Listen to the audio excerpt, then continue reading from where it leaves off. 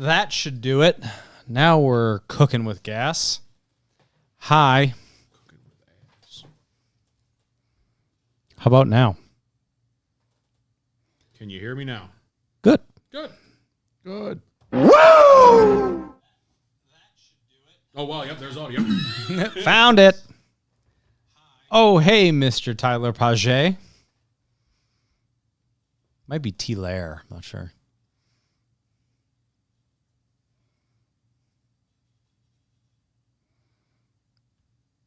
Yep. Woo! Are you on audio, Norm? Good. I think it's fine, yeah. What in the Nailed it. blazes? What? I said, what in the hell? What in the hell is going on here? I gotta turn down my blown speakers. My bad, dog. My bad. There's only one USB-C on the back of our fancy board here. And it just so happens to be the same one for audio and downloading. So I certainly don't apologize because I don't care. Upskis. Uppies? Uppies. That's good. Another go. Another click. Yeah. Testing. Yeah, that's better. It's insane to me how wide of a range you prefer. It's because my ears are broken. I have hearing loss. See where you're at here? You're like 10 o'clock, give or Yeah. take. Some days you're at like 8. Honestly, this still doesn't even feel loud enough. You want more? Yeah, give me another one. Another one. Hit me. Yeah, that's good. Right. Okay. It's because my hearing's broken. That's why. Yeah. I have hearing loss, and that's He's why broken. I am the loudest human being in the world, because I don't know how to volume regulate because I can't hear myself. Give me 2 claps and a Ric Flair. Woo! Woo. Woo. You guys ready? Woo. I'm going to make Kyle ban anybody that makes Corey jokes where they're already starting. We're not having a good time. Yeah. Carter Opley is, like I said, he's the vulture. The body's not even warm yet. And he's like, ooh, part out? Carter Opley's the guy that, like, you post that you got in a massive car accident and barely survived. And he's like, yo, how are the wheels, though? Can I get those? Yeah. He's just a vulture. All righty. Let's do this.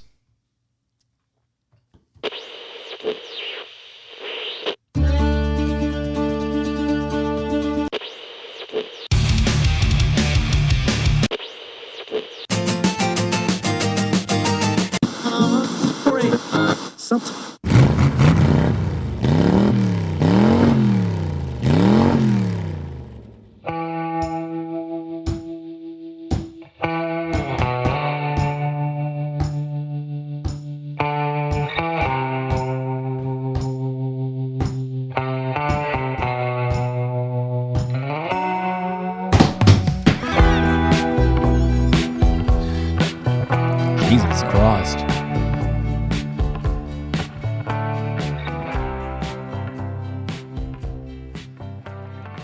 All right, ladies and gentlemen, welcome back to yet another episode of the Loose is Fast podcast, your podcast home for all things NASCAR and some things not.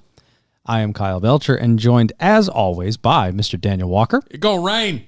and Norm Pelletier. G'day, mate. On today's episode, we will talk some NASCAR news, recap the weekend in the Upside Down, Michigan, answer some questions, have some fun along the way. That's what you had. Yeah. You told us not to make any jokes about being fine. upside down, but because you had one and that's what you bring That to was the it. table. I like I the Stranger expected- Things reference, though. Thank you. So Norm. much more out of you. Yeah, well, I fully expected it was going to be I'm flying through the air right now. nah, that's too easy. Stranger Things reference was way You're better. also easy, so No one never said it wasn't. I've been there. What? Again. Sorry. Before all of the fun that is the Loose is Fast podcast, Dan, tell the people how we put on such a niche podcast. Well, first we put the right leg in, then we put the left leg in, and then we pull the pants up. Let me shake it all about. Well, you said how we put them on, so I wanted people to know how we put them on. Put the show How on. do we take them off? We put the show on like, never mind. Very sultry. That's when it comes off. It's very...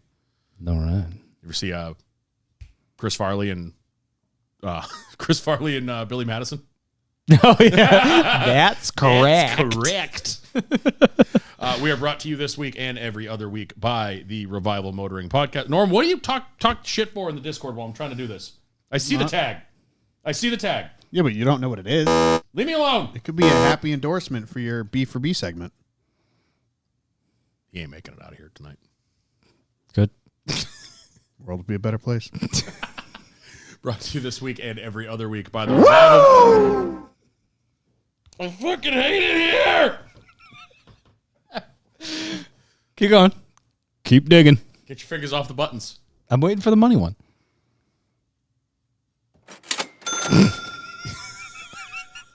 Hey, fuck, I hate it. Can we go back to the Olympic break? I missed the Olympic break. I didn't have to deal with you people. Kyle's radio silent all week. He said 2 words to us all week, and then he comes in here like a kid hopped up on Pez. Yeah. Brought to you this week and every other week by the Revival Motoring Network, the Revival Motoring Podcast, and listeners like you. Da-da-da. Da-da-da. There, I got it out finally. You. Head on over to revivalmotoring.com/B for B. Norm, what's Revival Motoring stand for? What? It's a podcast. Okay, what does B for B stand for? Box of the Boys. Box for the boys. I wanted to throw him a curveball there, and it worked. You confused me. I was like, Dan, do you know what you're saying right now? You're Are you drunk, confused. Mr. I'm Hurley? fucking confused. A few Chardonnays. What of it? What of it? Get off the stand. Bucks for the Boys is our value for value PBS style system where if you find any value in anything that this network puts out, Probably don't. especially us, Definitely not. Maybe. You can help us help you. Help me help you. If you want to donate to help us keep the lights on in this place, keep the camera going for those 8 of you that are in the YouTube right now, thank you very much. We love you. I love you. It's like showing up to a concert and there's only 8 people out there. You're just like, you people are the real people. Yeah. All the real ones. Yep. So you can go there. You can sign up for a monthly recurring donation of $2, $5, $10, or $20, or any combination you like of those numbers. And that helps us keep everything working in here. And it makes us continue to show up here week after week, after week, after week, after week, after week. And one more week after that, I There's think. another week after that, too. Oh, wait. Another one. No, that's the off season. That's the off season. Oh. You can also help We got to come back for a week after the season ends. with a one-time donation. If you don't want to sign up for the monthly recurring one, you can use PayPal. That is info@revivalmotoring.com. Sure is. That is also the home of Kyle's Race Day Challenge. Hi. Kyle, what's that? Race Day Challenge is if you donate the dollar amount that matches the driver's number, you will believe will win on Sunday and guess correctly. I'll send you something, something. Has anyone done that in a long time, or outside of Joe with his $1 bet? No. Or has he just stopped doing that? Just Joe. Just Joe. Yeah, been a couple Hey, weeks. thank you, Joe. Appreciate you, Joe. You might have hit $5 by now, Love you. and you ain't getting nothing. You ain't winning nothing because Chastain ain't winning nothing. He's going to stop and then he's going to win the week I after. hope that happens. I would pray for that. Other ways you can help us out, not monetarily because times are tough. Everyone's broke. I get it. Or we get it. Sorry. You can help us by leaving reviews, written reviews on Apple Podcasts. We don't have any new ones. I checked this just did afternoon. You can leave 5 stars on Spotify. That's a good thing. Not as fun because we It's the only option, but it's a good not thing. as fun because we can't read them. Yeah, which is kind of lame. You can share this episode, share the great graphical artistry that Norman will be giving you. If you listen to the end of last week's show, do we have an update on that yet? On the hats? On the hats. Yes. The hats, where we were supposed to get our prototype at the end of last week. Didn't happen. Going to get it at the beginning of this week. So the prototype will arrive for us to photograph and put up on the website. So, yes. So very, very soon. Pay attention. We will have hats soon, and they are fucking sick. Keyword plural. Yes, hats is not Big just shouts hats. to the graphic god himself, Mr. Norm Peltier. Even I though, stole both the designs. even though he has no confidence in himself. None whatsoever. I can't do that. Yes, you can. Norm, yes, you can. Proud of you. Well, I don't know how. Well, you did. Yeah, on an app that I'm not good with. Carter Ropley in the chat asks if they're snapbacks. I don't remember. Did we do that? Yeah, we're they're not both- doing fitted. I thought so. They're yeah. both snapbacks. Yeah, they're both snapbacks. Isn't one? Oh, can we get custom cowboy hats? We already did. Yeah, true. Should I bring mine to Charlotte? Yeah. You guys are going to Charlotte? Yeah. Lucky Ducks. We already told you about this. Yeah, we told you about this a while ago. I was never told. Last I heard, Kyle was looking at a $4,000 room, $4,000 a night room. No, that was the joke. Yeah. We wanted to do that, but God, that would have been I a just funny found out- joke if you did that. I just found out I was going. Yeah, so Yeah, Charlotte. Roval. We talked about this forever ago. Buy a flight. Oh, all right. I have had no updates. I didn't either. They all planned it Kyle. without me. Yeah, they planned it without us, and I didn't know. No.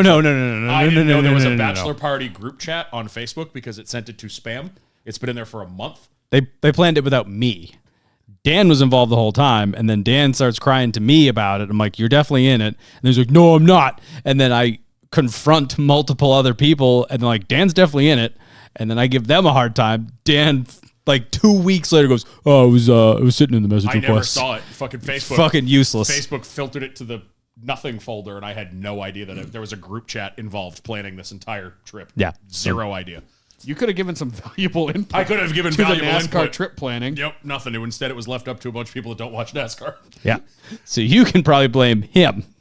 Wow. How's this coming back on me? You're the one getting married. I'm not the one planning anything. Right, it's all your fault. It's all your fault. If you weren't getting married, we wouldn't be doing this. You're welcome.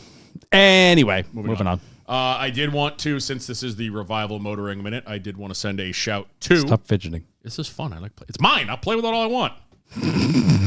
He's trying to get the vortex. Not the first time I've yelled that. I would like to send a massive shout to Revival Motoring Zone Corey.si. Speaking of getting married, tied the knot this weekend. I don't know Congratulations. if you saw the stories, but yeah, I did. they're I up did. in Stowe, Vermont. Looked like a hell of a time.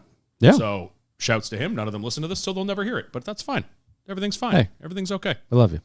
Yeah, that pretty much covers the old B for B minute. Thank you very much, Dan, for that eloquent display of. That's a word I B would for use. B But reading. that's a word, but I wouldn't use it to describe what I just did. Mostly uninterrupted, so that was good.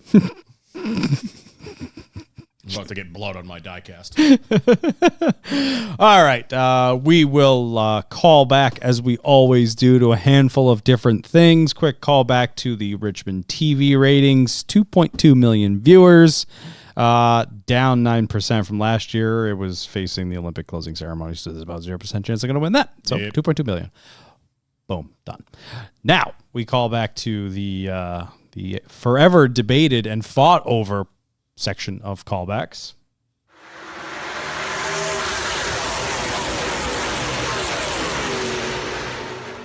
The race picks. Calling back to last week's race picks It's a rarity. for Michigan, I chose Mr. Bubba Wallace looking real good all day till it wasn't. Dan chose Mr. Carson Hocevar, and Norm chose Mr. Chase Briscoe. If it wasn't for Kyle Larson, Norm and I were in a pretty good battle. You and were. then You had it covered. Bubba would have needed to make a mistake, but Briscoe was riding around 12th to 13th, 15th. I think at the time of that accident, Hocevar was at like 29th. yeah, I mean, Briscoe played a little strategy and then dropped back a decent amount. He was ahead of Bubba for like 2 seconds and then just plummeted. But Bubba was top 10 all damn day, Yeah, he top was. 5 He had- most he- of it he too. had- Yeah, he was top 5. He I had a think he had race the best winning car. He had a race winning car. all Absolutely day. did. And then Kyle Larson ruined everything. So by default, Dan By takes. default, he finished 8th place. Shut up. That's better than Norm's fucking wins over the last 5 weeks. Yeah. Yeah, So- by a lot. Yeah. By a lot. Double. By a lot. And as somebody who is pulling for him to win every week, this is very big. Yeah, I'm real upset about this one. Bubba gets pinched. I'm like, it's not that bad. It's not that bad. I see the replay. I was like, it's pretty bad. It's pretty bad. Yeah, until you see like Chase just punt him into it. Yeah, I didn't even know Elliott. I didn't know Briscoe was even in it until I saw like 3 Neither replays did I. later, and I was like, oh, They there he never. is. He was never mentioned on Yeah. MRN. I was like, in one wreck, Yeah. we have. But then Norm's like, what was that? With like 100 to go, Norm's like, oh, congratulations on the win, Dan. And I'm like, buddy, there's still Bubba's still out there making laps. There's still plenty of time for Hocevar to center punch the wall, Yep. and this goes away. The curse is real. Yep. And that's what I was hoping for, but did not happen. So Dan gets Wait, why would you want Norm to win? Oh wait, no, you. no, I had Bubba. wanted Sorry, you I had Bubba. wanted Hocevar to center punch Sorry, something. you had Bubba. That's So Dan takes his second win in the last 5 weeks. that's got to be a record. Well, yeah, that's not hard to do when you have 5 total. But Well, I'm just saying that's got to be the shortest streak Yeah. between wins. I am on a currently 5-week losing streak. Actually, no, I won the 500, and then I won 2 weeks later at Vegas. We started off hot, and you did. You Started. did. Then the 9-race losing streak, I think it was. Fuck off. Nope, 10. It was Sorry, 10. It was 10. It was 10. 10 straight. Hey, I'm halfway there, baby. I'm 5 straight losing. Yeah. So that Oh, wow, brings you've got our. that. Yeah, that's Yeah, right. I haven't won since Nashville in June. That's depressing. Woof. So our point standings as we run: Norm with 14, me with 13. Dan is coming back with 5 points, baby. So we have to choose for next week. Norm out early gets to choose first. Norm, who you want for Daytona? This is almost worse because I get to pick first. You've had these planned for months. You keep talking about. This one I've like flipped 15 times. I had Harrison Burton in for a minute Why? because you never fucking know it's Daytona. I Go think with my original pick. I'm gonna go with Austin Dillon. You son of a bitch. All right. So that means I get to choose. Righty. Give me. I see who you should take. Ooh, actually, you got a couple that might be. Yeah, I mean, anybody, really. Give me Ricky Stenhouse Jr. That's who I was thinking you were going to take. Stenhouse. Come on, Ricky. Dan's gonna be like, I've been saving Larson all year for this. No, I blew Larson at Darlington. You did? How was it? Awesome, actually. Still getting the. Yeah, I beat you with Stop, that. just stop while you're ahead. Still getting the payoff. Stop while you're ahead. I was never ahead, so I don't have to stop. And Dan, who are you going with? I think I was saving him specifically for this race early in the year. Dan, can I give you one piece of advice before you pick? No. I don't know if you've picked him yet, but Zane Smith already finished did. 5th at Talladega. Wait, did I pick him? No, I have not. You have picked him, not. Actually. No, I was looking at him too. You're on a hot streak with No, Spire right I'm now. gonna cool. That's fine. That's why I'm picking Corey. Oh, that's a horrible pick. I think I saved him for this race all season. You know what I'm gonna do? before the season was bad, and I just don't care. There's your pick L. What? because it's a 7 upside down.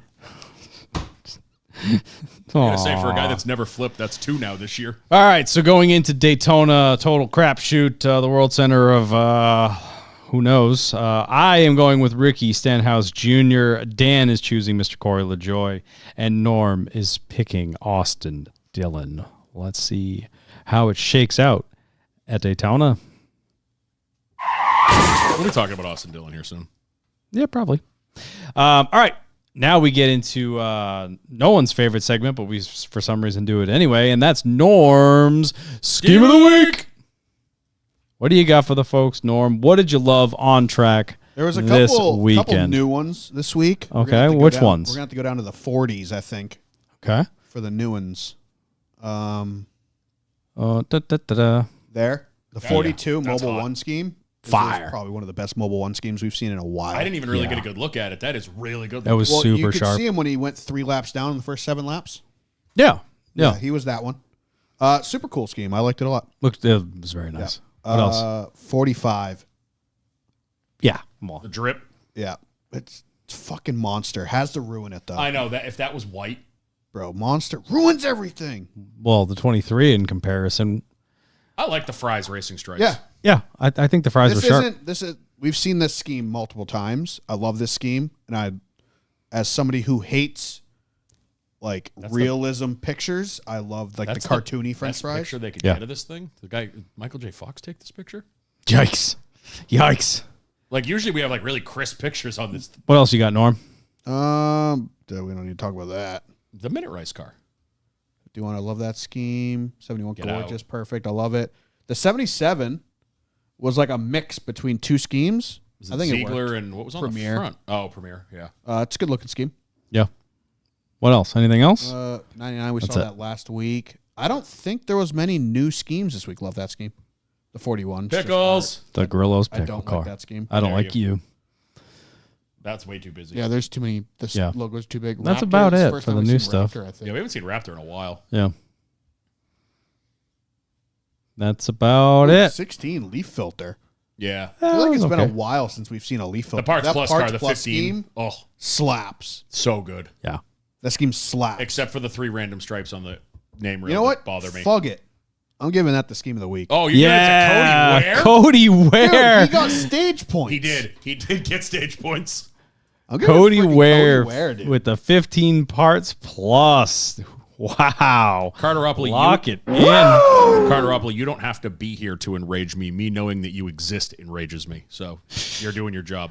And if you can't help but notice, the color palette just happens to be one I like a lot. Very Yeah. TRD-esque. Yeah, I like that. When Wow. they released that this week, I was like, that's really good looking. Norm's scheme of the week going to the 15 of Cody Ware. Like I said, Lock it someone in. pointed out in Discord the 3 extra stripes Yeah. on the name rail is really like, why? What did you do I there? saw it and I was like, I don't want to mention this because everyone else is going to see it. And then somebody else pointed out. I was like, thank you. I was like, what are you I doing? think it was Joe Sanchez. It one of was, the I only think so, other or people somebody. that's as critical of paint schemes as I am. Yeah. Yeah. No, it All was right. somebody else because you were like, I'm so proud of everybody. I'm rubbing off on them. They're starting to critique random stripes. It might have been like Average Joe or I think somebody it was. then. It was somebody like that. You were like, I'm so proud of you guys. You're starting to be like me. And I'm starting to critique random stripes that nobody else was seeing. According to Tyler Page, it was him. He's very quick Oh, to it was take Page? very quick to take credit there. I knew it was somebody. All right. And that does it for the old callback segment. We'll head into the Some Things Not segment of this show, in which we call Off Track. Norm, what do you got for the folks? Not too much. I bought a boat. Why do you both lead off with not too much? I bought a boat. That's That's much. I mean, it's a When big you know what it financial is. decision. When you know what it is, it's not that much. I mean, Dan's got the pontoon. Perfectly average. I had to get the tugger nuts. The little tuggy. He got a little tuggy. Dude. I'm so excited. My Instagram algorithm has been nothing but people modding little tuggies. Yeah. You see the guys that got arrested in Chicago? No. They tried to test it on the Chicago River, like in the middle of the city, and it failed. And it started to float away, and it got in the way of one of those giant tourist boats. Oh, like, God. The cops showed up and like arrested them. They're like, "You can't do this here." Like, Jesus. I saw a video of somebody getting like stopped by Fish and Game in one. yeah. And like Fish and Game's like, I don't know what to do here. So they just took pictures of it. That's awesome. But I've it's seen a like lot they're of going to them. get pulled over. Like, sir, let me see your boating license. Sir, I'm in a sandbox. Do I need a boating license to be in a sandbox? So Yeah, go if you on. don't- If you don't know what a tuggy is, they're the little blue and white sandboxes from the 90s. Yep. It's along the lines of the turtle. Yeah. And there was the little tuggy. There was the turtle. There was a bunch of I had the turtle. the little tykes yeah. sandboxes. Trying to think of other ones. There was like other the ones. lifted ones with the dinosaurs in it. Yeah. I had that one, I think, as a kid. But yeah, it's literally just like a small little sandbox that's shaped like a tugboat. And a video went There it viral. is. There it is. Little tuggy. A That's video it. went viral years ago of Many years some hefty gentleman, a man of my stature in one, blasting the Little Einstein's theme song and just Yep. putting around like a little lake. And ever since then, they've blown up. I heard they're And, like expensive now. Well, dude, they were $90 new. Yes. In the 90s. Everywhere on Facebook Marketplace, they're between $150 to $250. And then all of a sudden, everyone wants $500 for them. Yeah. Like there was some old lady in Chelmsford who I messaged, and I was like, I'm interested in this, but to be honest, I think the going rate for these is about $200. I'm willing to do like $250. And she's like, I have many offers. I'm not moving on my price of $500. Yikes. I was like, okay, what are they offering you? She goes, well, no one's offered me anything yet, but it's had a bunch of views. So I was like, whatever. Okay. So the funny thing about the one I got is I was texting a buddy of mine Friday night or Thursday night, and I was like, yeah, by the way, I'm looking for one of these if you happen to see one, like jokingly. The next morning at 7 a.m., he sends me a picture of one in somebody's driveway. It was on a trailer in their driveway. He texted him. He goes, I found one. I was like, how the fuck did you just find one? I'm like, go leave a note on their door, dude. Like, go grab it. I'll come to your house and grab it from you later today. And so he left him a note, and they ended up texting him Saturday morning. And so he texted me. He saw it Friday morning. They texted him Saturday morning, and I drove up to Tilton and bought it for $75. Hell yeah. Nice. The lady was like, she texted my buddy back. She goes, hey, I got your note. If you're really interested in it, I'll sell it to you for what I paid for it 2 years ago for $75. She goes, by the way, I don't know if you know this, but people turn these into boats. Exactly. A large man child is about to come show My up and buy friend this. texted me. He goes, go get it. I was like, get the address. Tell him I'll be there in an hour and a half. And I drove up there, and the lady was super nice. I loaded it into my truck and stuff like that. She's like, send me pictures when it's done and stuff like that. That's so But I was like, you have no idea how much money you could have got for this Oh, fucking yeah. thing. And she's like, dude, I've had at least a dozen people stop and try to buy this out of my driveway. She goes, I think I just finally just gave up on it, and that's when your buddy left the note. That's so funny. That's awesome. And So you scored. Yeah, it was smoke and deal, and there was hella traffic because it was, what did I go, yesterday? Sunday? Yeah. I went Sunday. And so he must have texted me Friday, texting her. I don't know, either way. I went Sunday, and Sunday coming south is a bad time. This was up. It's all the Kyle's people. This was up in coming home, Tilton. going home. So I had to drive up to Tilton, which is 45 minutes away, not bad. But the drive home was a shit show. So I got off the highway, took all the scenic roads through your neck of the woods. Especially since it was a crappy day yesterday. Everyone that goes up north for the weekend probably bailed early because Yeah. it was so shitty yesterday. I mean, this was around 3 in the afternoon, so I Yeah. mean, it was pretty normal time. But I took a bunch of scenic roads the entire time I'm driving home. I'm looking at every yard. Like, can I get a second one today? Like, is there going to be one peeking out of somebody's house? You're Like, like I the got room. guys I've seen like in northern Maine and in Canada that drive around and just buy shit snowmobiles from people's front yards. Oh, yeah. Like, Yeah. they'll come back with 3 of them in the bed and like 4 on a trailer. That's what we used to do for the demo derbies. Just drive around the flatbed and look in people's yards and find shitty cars. Yeah. So congratulations. So, About but hold that- on. The whole thing is like y'all each got one. Didn't Paul get Yeah, one? so Paul got one, which I share a shop with 2 of my buddies, and Paul just randomly sent me a picture of one. He goes, hey, when you buying one? And I was like, I didn't even know you guys were looking. Like, I've wanted to do this for years. Like, this is the kind of thing I'm into. This seems like the scooter escapade all over again. Yeah, that's why this I'm is- holding my They all- excitement. They all got scooters and then I will likely be the only one who actually builds theirs, okay.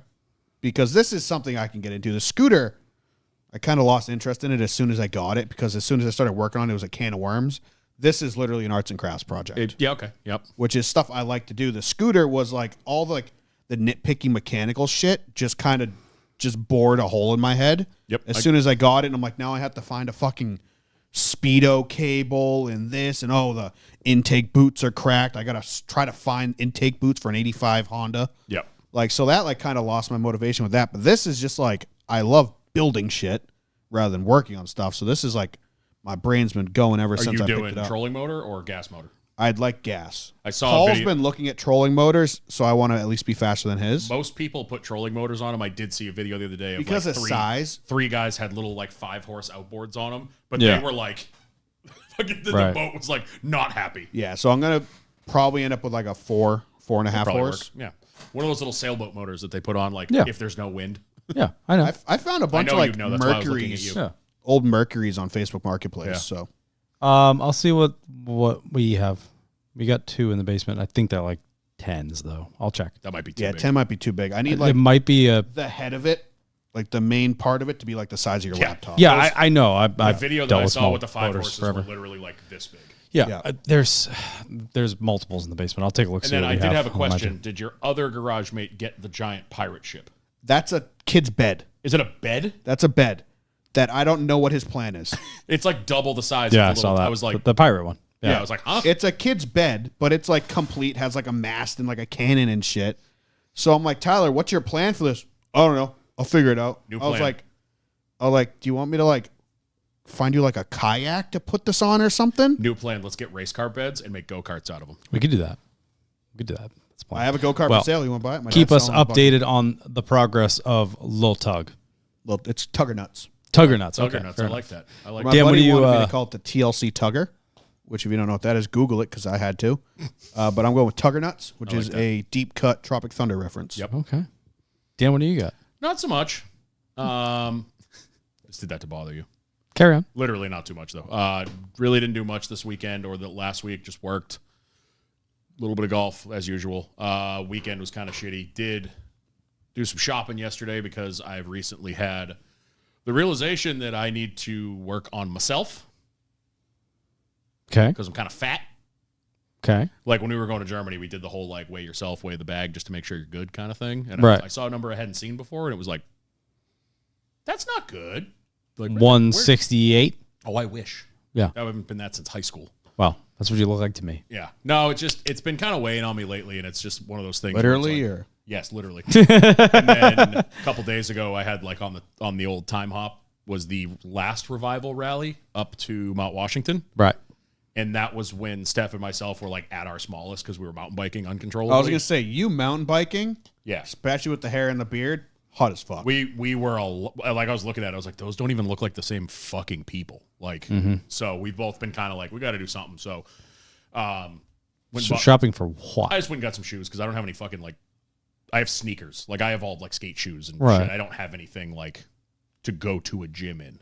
Oh, okay. Okay. Oh, I was I didn't know like, what you where where you were are going we with No, this. stuff connecting like Yeah. that. these? So it's just like we're thinking about trying to get back into that. When I say back into, it's we have been on and off for years. She's had a Planet Fitness membership for like 10 years. We call it the fat tax because we don't go, you know. And then like we have the Peloton at home, so it's like, all right, dust that thing off. I Like was it's just say, just, you guys bought a Peloton, didn't Yeah. you? Yeah. and that was again back then. I was using it when we were mountain biking and shit like that. So it's just kind of one of those like, gotta get a little better about the self Yeah. here. you Well, know? good for you. That's Feeling a awesome to little- hear. Feeling a little shitty about the whole If self. I can give you some advice you didn't ask for, start small. You I know. Oh, Because 100%. so many people, like I have tons of friends that ask me for advice. Like I go to the gym probably 3 to 4 times a week on average, give or take. So many people are like, I'm making a change. And then they're like, I'm going every day. Yeah. Don't fucking do that. No. Don't do that.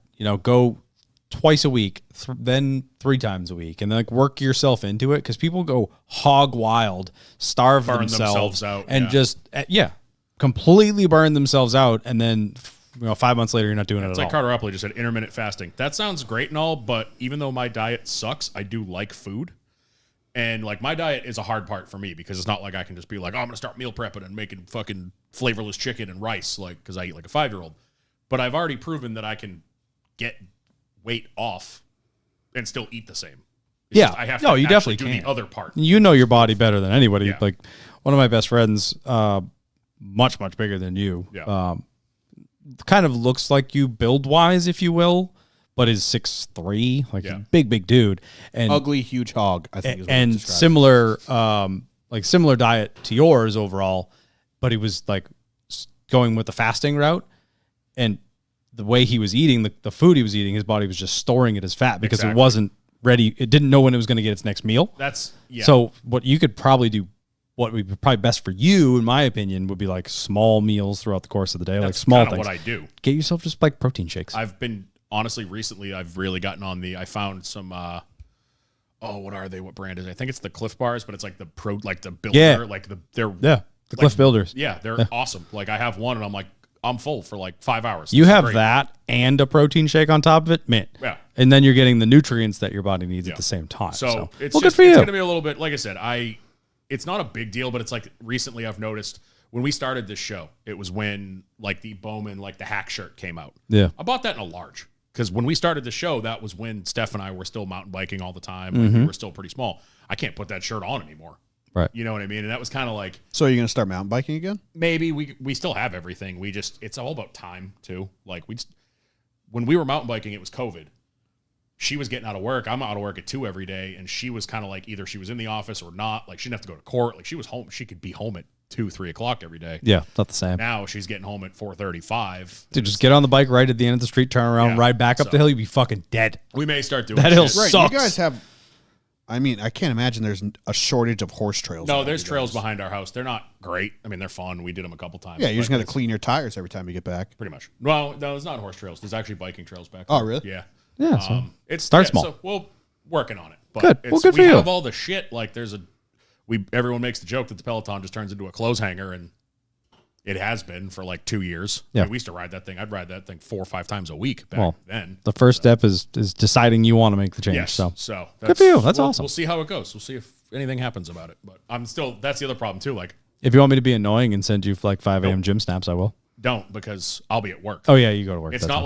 like that was one thing. It's not like, like you or even Steph. Like Steph is always like, I need to get up with you and like ride the Peloton, but she won't.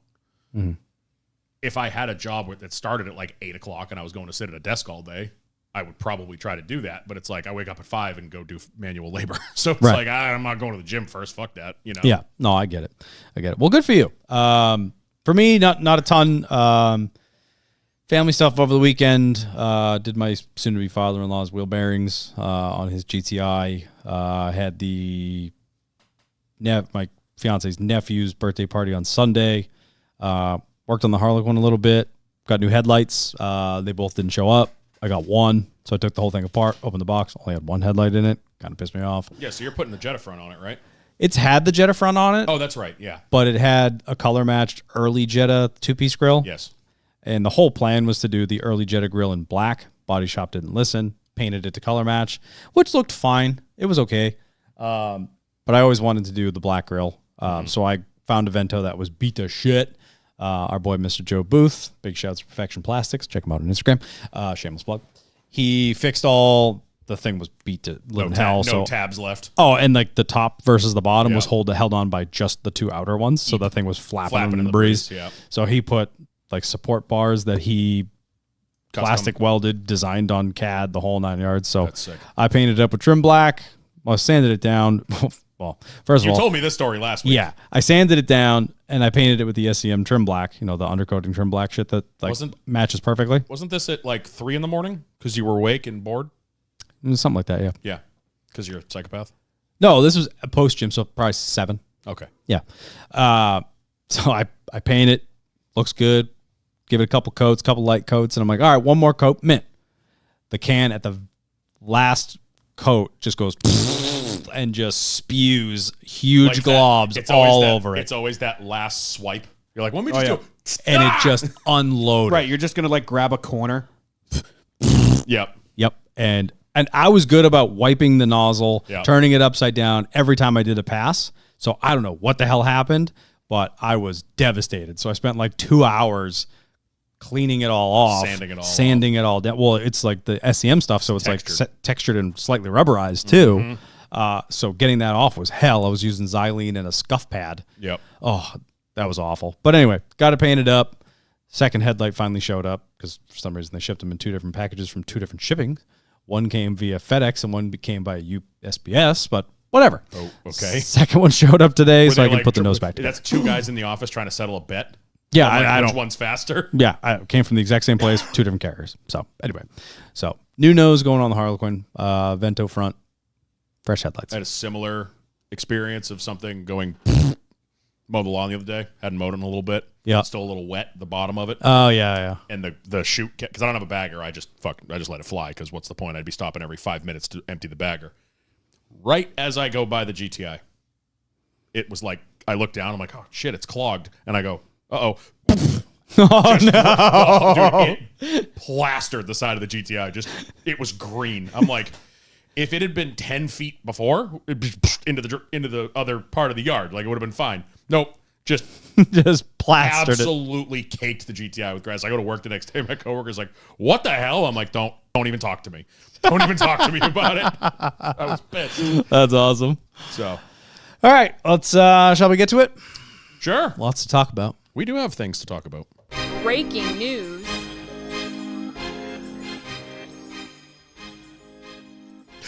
The news. The news. Tyler Page, I will not mow more often, and I won't. You should mow more often. You won't have giant clumps. Shut up. It was hot, and then it was raining, and I didn't want to. Yeah. You just heard him say that he just dumps it in the grass anyway, so it's going to giant clump I don't up. have a yard that I give a shit about. It's just a yard. I mow it so it doesn't look like a hayfield. So he can find Frankie. That's all. Literally, I was losing. It was actually getting bad that I was losing him. There were times he was bouncing through the yard like a deer. Nice. But when he went down, you'd lose him because he's Yep. so little. Like, all right, I guess I should cut that. Yeah. All right, we'll start with the penalty report. It's been talked at nauseum I during think we this were the week. only podcast that didn't do an emergency podcast. I thought about it, but I was like, I that's almost kind of messaged unnecessary. you on Wednesday, and I was like, eh. We probably should in the future just Yeah. pop in if we have some crazy news like this. We could hop on a Zoom. Or We something probably like should that. have, but whatever. Yeah, whatever. Anyway, we'll just talk about it briefly. Penalty report came out finally on Wednesday as the entire industry held its breath for 2 days, and we learned that Joey Logano was fined $50,000 for his antics on that's pit it, road. I think that one was deserved. I think that was fair. Let's start with that one. I don't think there's much to say. I mean, we talked about what he did, and that was not a good idea. I mean, he even said, I probably should have done it, whatever. I think it's fair. He said he shouldn't have done it, and then he kind of also was like, but put yourself in my shoes. What did he say? Imagine coming home and someone broke into your house, and then they're in your front lawn celebrating with all the stuff they stole. I thought that was a great analogy. I thought it was actually a really good analogy. Yeah. But I think it's very much I justified. think that's completely fair. I think people expected it to be more severe Yeah. because of how dangerous it was, but I think at the same time NASCAR was like, listen, like we fucked up, you really fucked up, so like we can't be that hard Those on you. people, yeah, we fucked up by those people being there. Yeah. And when I watched the replay a couple times, I realized not only were they obviously on a hot pit road, but they were way past the box. They were standing They basically were on the line. They were trying to cross. Yeah, and you know what? This is what you get with these stupid front stretch celebrations. Yeah. You have I was talking to my dad about this week. You have victory lane. Where does everybody go? The crew and everybody goes from their pit box. The crew jumps off the pit wall, and then everyone migrates to victory lane. Austin does his burn out and goes to victory lane. We don't have this problem. But now, like Norm, It's the front stretch interview. Norm said last week, you know, you've got the Cash Boyer running down the front straightaway. You've got Harvick's kids running out to be in the car. Even my dad was like, you know, I don't really love this whole kids in the car thing. Like, what happens if they're driving back to the victory lane with the kid in the car and he like blows a tire and the kid bounces his head off the roll bar or something? You know, it's just It'll like be fine. They can afford better yeah, doctors. you get rid of the front stretch interview and you don't have Austin's wife and newborn and another guy holding the kid and everybody else trying to run across a hot pit lane to go out there and celebrate with. Yeah. You go back to just everybody go to victory lane. We'll do stuff there. That's how it should be. That's how it Right, should yeah. be. And we've said that ad nauseum. Not to mention, why do you need to be bringing a newborn out there? Well, Austin specifically requested it so he didn't get punched in the face. yeah, but like at the same time, He it's used, like he used the baby shield. like Bo, a good move. the kid's 5 or 6 years old. I get Yeah. it. Brexton, the kid's freaking 35 at this point. Like Keelan, Eric Almirola's kids. Like Yeah. these kids are like, they can function on their own and they can kind of watch themselves. But a newborn But or you're like an carrying- infant. a soft-headed baby out there, Yes. like that's just irresponsible on you. Yeah. 100%. I think that's why NASCAR, I think, like Norm said, a lot of people probably thought it was going to be harsher, but I think NASCAR was like, listen, They shouldn't have been there. we dropped the ball. They shouldn't have been there, but you also shouldn't have been doing that. And Right. Joey Because was if like, Joey Logano fights this in any way, it's all of a sudden it's like, oh well, pull all their hard cards because Yes. they were on a live pit road. the thing is, and then Joey kind of, the only thing about his interview this weekend that bugged me when he was saying like, oh, I was fully in control of my car, blah, blah, blah. And I'm like, dude, it's not even that. It's just like what you did, what I saw, past the point of him coming to a stop in front of all those people and like the NASCAR official being pulled out of the way by that big dude. Then Joey drops the clutch and it kicks right at a pit stall. And there's an official standing there with his back to him and he like turns around like, oh shit, like Yeah. wasn't paying attention. If Joey dumps the clutch and that thing grabs, that guy's not paying attention to jump out of the way of it. Like it's just a safety thing in that sense. yeah, Whether it was dumb, irresponsible, but at the same time, like I understand I get why it. Joey's Oh, frustrated. If that was me, I would have done worse. Yeah. I would have hit everybody. Yeah, I wouldn't have been. I on, would've kept would going. not I would have just been on- I would have run his wife over. I would not have been on pit road at that point in time. I would have been on. The I would have front been on stretch. front. I would have been on the front stretch, pounding the life out of Austin Dillon. If I was Joey in that situation. First thing I said was don't hit him. That's a big hit. Don Runkle was killing me last week with all the posts about he's hiding behind a baby. Yeah. We also learned that Austin Dillon's fate was kind of pretty close to what we speculated, I suppose. I was surprised at how they did it. I thought Yeah. what we were saying was spot on. the suspension, The suspension, and hold don't Yeah, the when waiver. we kind Waiver. of said like best case scenario, this is what we think will happen. We were damn near right I there. did not think that they would just be like, "You're out of the fucking playoffs, homie." Brilliant. I think it's brilliant. Right. They needed to. So thought what? they would Let's say what they did first. So NASCAR let him keep the win, let him keep the trophy, The keep the winnings. purse money, keep all that win, shit. To keep the win sticker on the name rail. Yep. Your playoff berth has been removed. You have an encumbered win. Correct. 25 driver and owner points. Brandon I forget his name. Bench, Benesh. Got it. Got there. His spotter was suspended for 3 races, and that's it. Right. that's it, That's yeah. it. Yeah. I was happy with the outcome. I think, like we talked about at nauseum, and everybody else talked about last week, you had to kill this. You had to Yep. put that doubt in. Let's say, I mean, it's Michigan; it's a completely different animal. But let's say today, William Byron sails off into 3, and after last week, if nothing happens to Austin Dillon, what stops Byron from sailing off into 3 and dumping Reddick? Yeah. You know what I mean? At a lot higher speeds Yeah, and a lot you- more dangerous. You had to nip this in the ass before it got out of control. Yeah. NASCAR had to draw that line in the sand of, Yes. there's always going to be gray area. People keep referring to the Joey Logano, William Byron at Darlington incident from, was that last year? That was 2 years ago. Was that next gen or was that was next That was gen? next gen. Yeah, that was last year. Yeah, that was next gen. Not at all the same. I thought it not was, even close. I thought it was similar, but that was like I said that in the moment when this happened, like that night, Sunday night, and then I went back and watched the replay, and I was like, okay, yeah, he was like only half a car back. He wasn't. He was really, half a car back, and also Byron Byron backed backed up up, the corner to anticipate it, not 4+ car lengths back, just Leroy Jenkins his way in This there. was almost like Kenseth-esque. Yeah. Right. Like Yeah. Kenseth just drove in there and didn't stop and just took Right. it Like on we him. said, and like everybody else was saying, Austin Dillon was not going to make that corner. No. He was already a car length off the bottom when he hit Joey because he was going way too fast. And I applaud NASCAR and appreciate NASCAR for saying what they needed to say, which was, this is not how you drive in our series. Yes. He won this, and we don't endorse how he drove, and that's why we're giving him a penalty. I'm happy they said that. I'm happy that they were so kind of strict with it. And they also said, like, we encourage contact racing. That's what we've been for 75. I think it was Ben Kennedy, or not Ben Kennedy. It was Elton Sawyer. Elton Sawyer. I think his words were like, we've been full contact racing for 75 plus years. And we don't want to discourage We're not that. trying to get away from that, but this was egregious. Yeah. When you sail it in there from 5 cars back with no intention of making the corner. I want to give a huge shout to Elton Sawyer because he was on with Moody. He did the press conference. He was on all these different shows multiple times. And I think, just like you said, he so eloquently said, we are a contact sport. The bump and run we make a living on. It's exciting. Everyone loves it, but there's a line, and this was over it. Yep. And they have every right to say that. It does open up a little bit of a can of worms now. The next bump and run, is it like, is this over the line? Is it not? But I think everyone's talking like Denny had said in the post race, like, where's the line? It's not clear. What's the line? I think this was so obvious. Well, I'm not even talking about him right hooking Denny. I'm just talking the initial Logano dive bomb was so egregious. Then he doubles down with the Denny thing. Yeah. And I think he still probably even maybe gets penalized if he doesn't. If the Denny thing never happens, I think he still was open for penalty on just the Logano dive bomb alone. Because, like you said, he wasn't making the corner. No.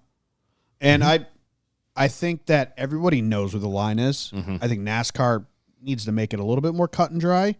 But it's like every driver since has said, like, I know that is too far. Yep. Everybody except for Austin Dillon knows that was ridiculous. And it's Finishes it's must unanimous. be unencumbered by violations of the NASCAR rules or other actions deemed detrimental to stock car racing or NASCAR. 2 things I found funny in the aftermath was the next day, the Merriam-Webster Dictionary's word of the day was encumbered.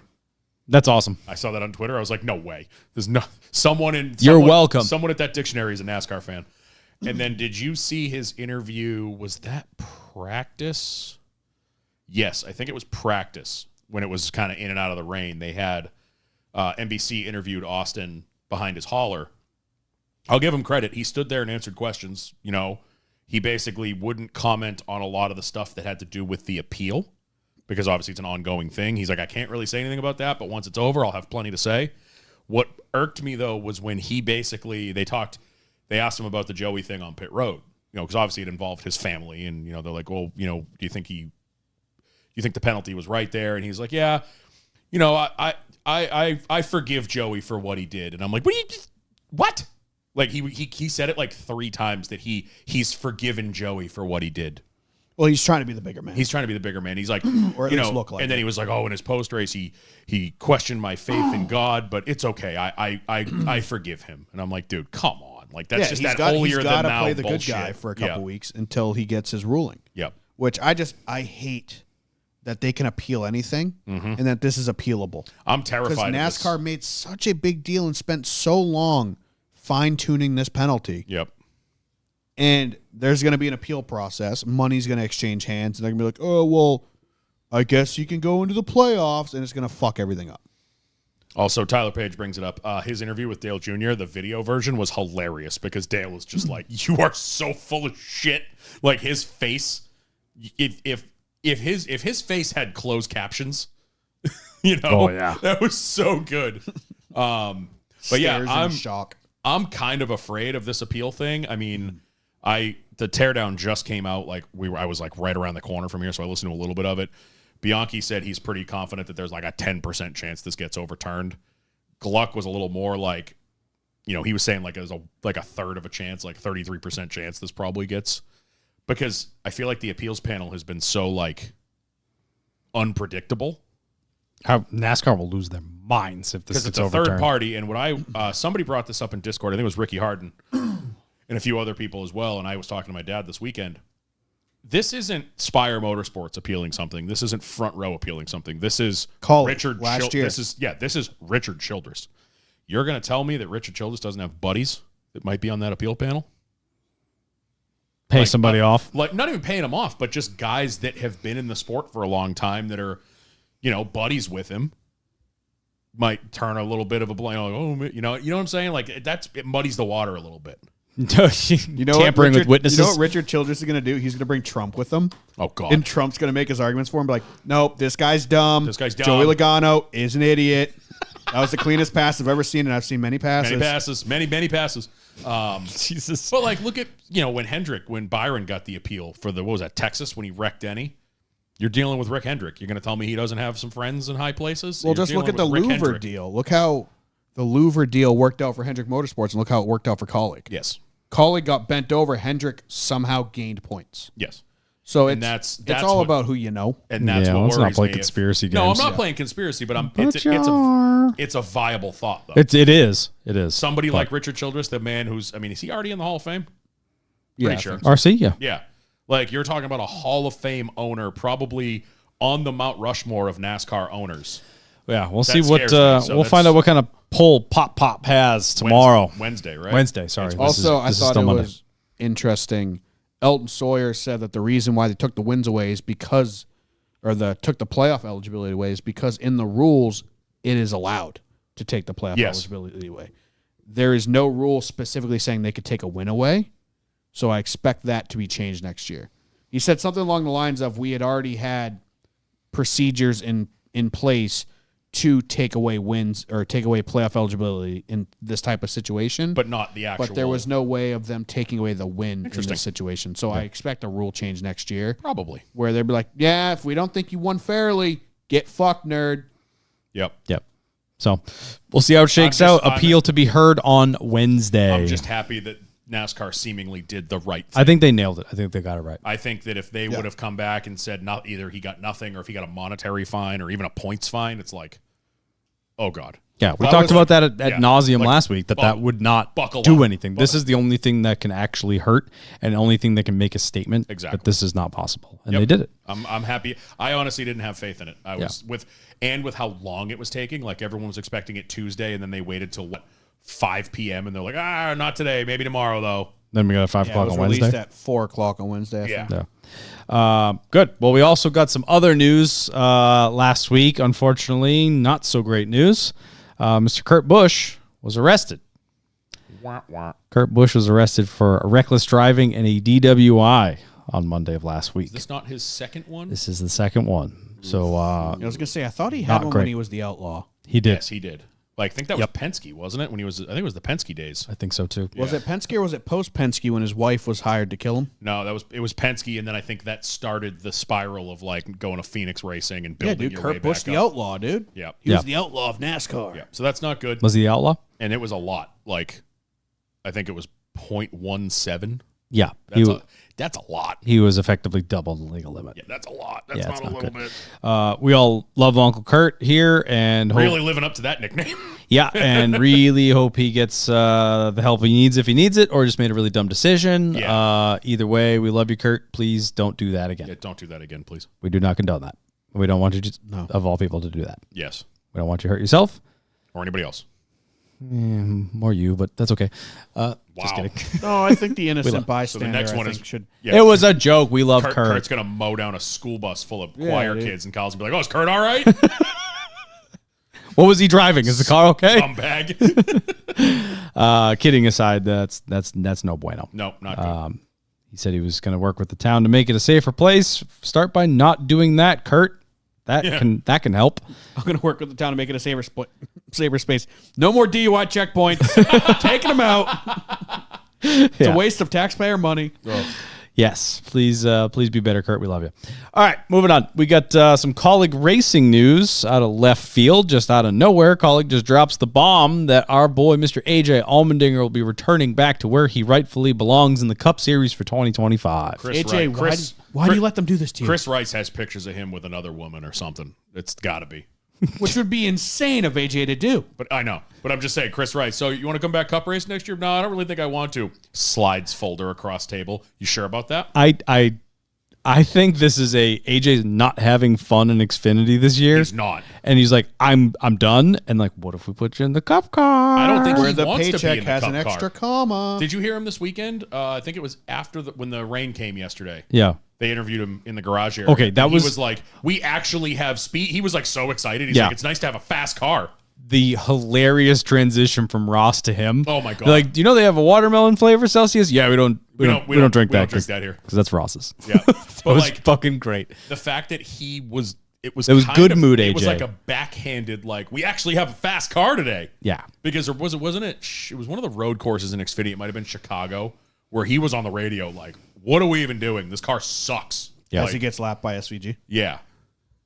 Yeah. So I still Carteropoli had the best GIF usage of the cat going into the trap, the laundry basket. Yeah. Or like CCTV footage of AJ showing up to the Colleague shop today. Trapped. Well, Trapped. you gotta like look at AJ for a second. Like the year he announced he was going Cup racing again. So 2 years ago, he had like 6 Xfinity wins. He had a Cup Yep. win that year. Yep. Like he was on top of the world. He's like, "Fuck yeah, dude! I'm the best I've ever been. I'm going Cup racing." Then he goes Cup racing, finishes like 33rd in points. He goes, "Fuck this! I'm going back to I'm going back to Series. Xfinity where it's easy." And now he's Xfinity on the cutoff line to make the playoffs. And like, I was leading his the teammate points has the last 3 time I was wins. here. Yeah. So I don't know where he thinks he wants to be. Ugh. I think you need to stay in Xfinity, dude. I love AJ, Unless and this is somehow a sign that Xfinity's not going to be there next year. or if it's a sign that like I don't know, someone's buying Colleague. Like maybe they're like, "Hey, by the way, like RCR's buying us. You're going to be in a no." But I'm just saying, like a bigger team, or we're merging with who knows? Right. But That almost makes me think like the Xfinity program.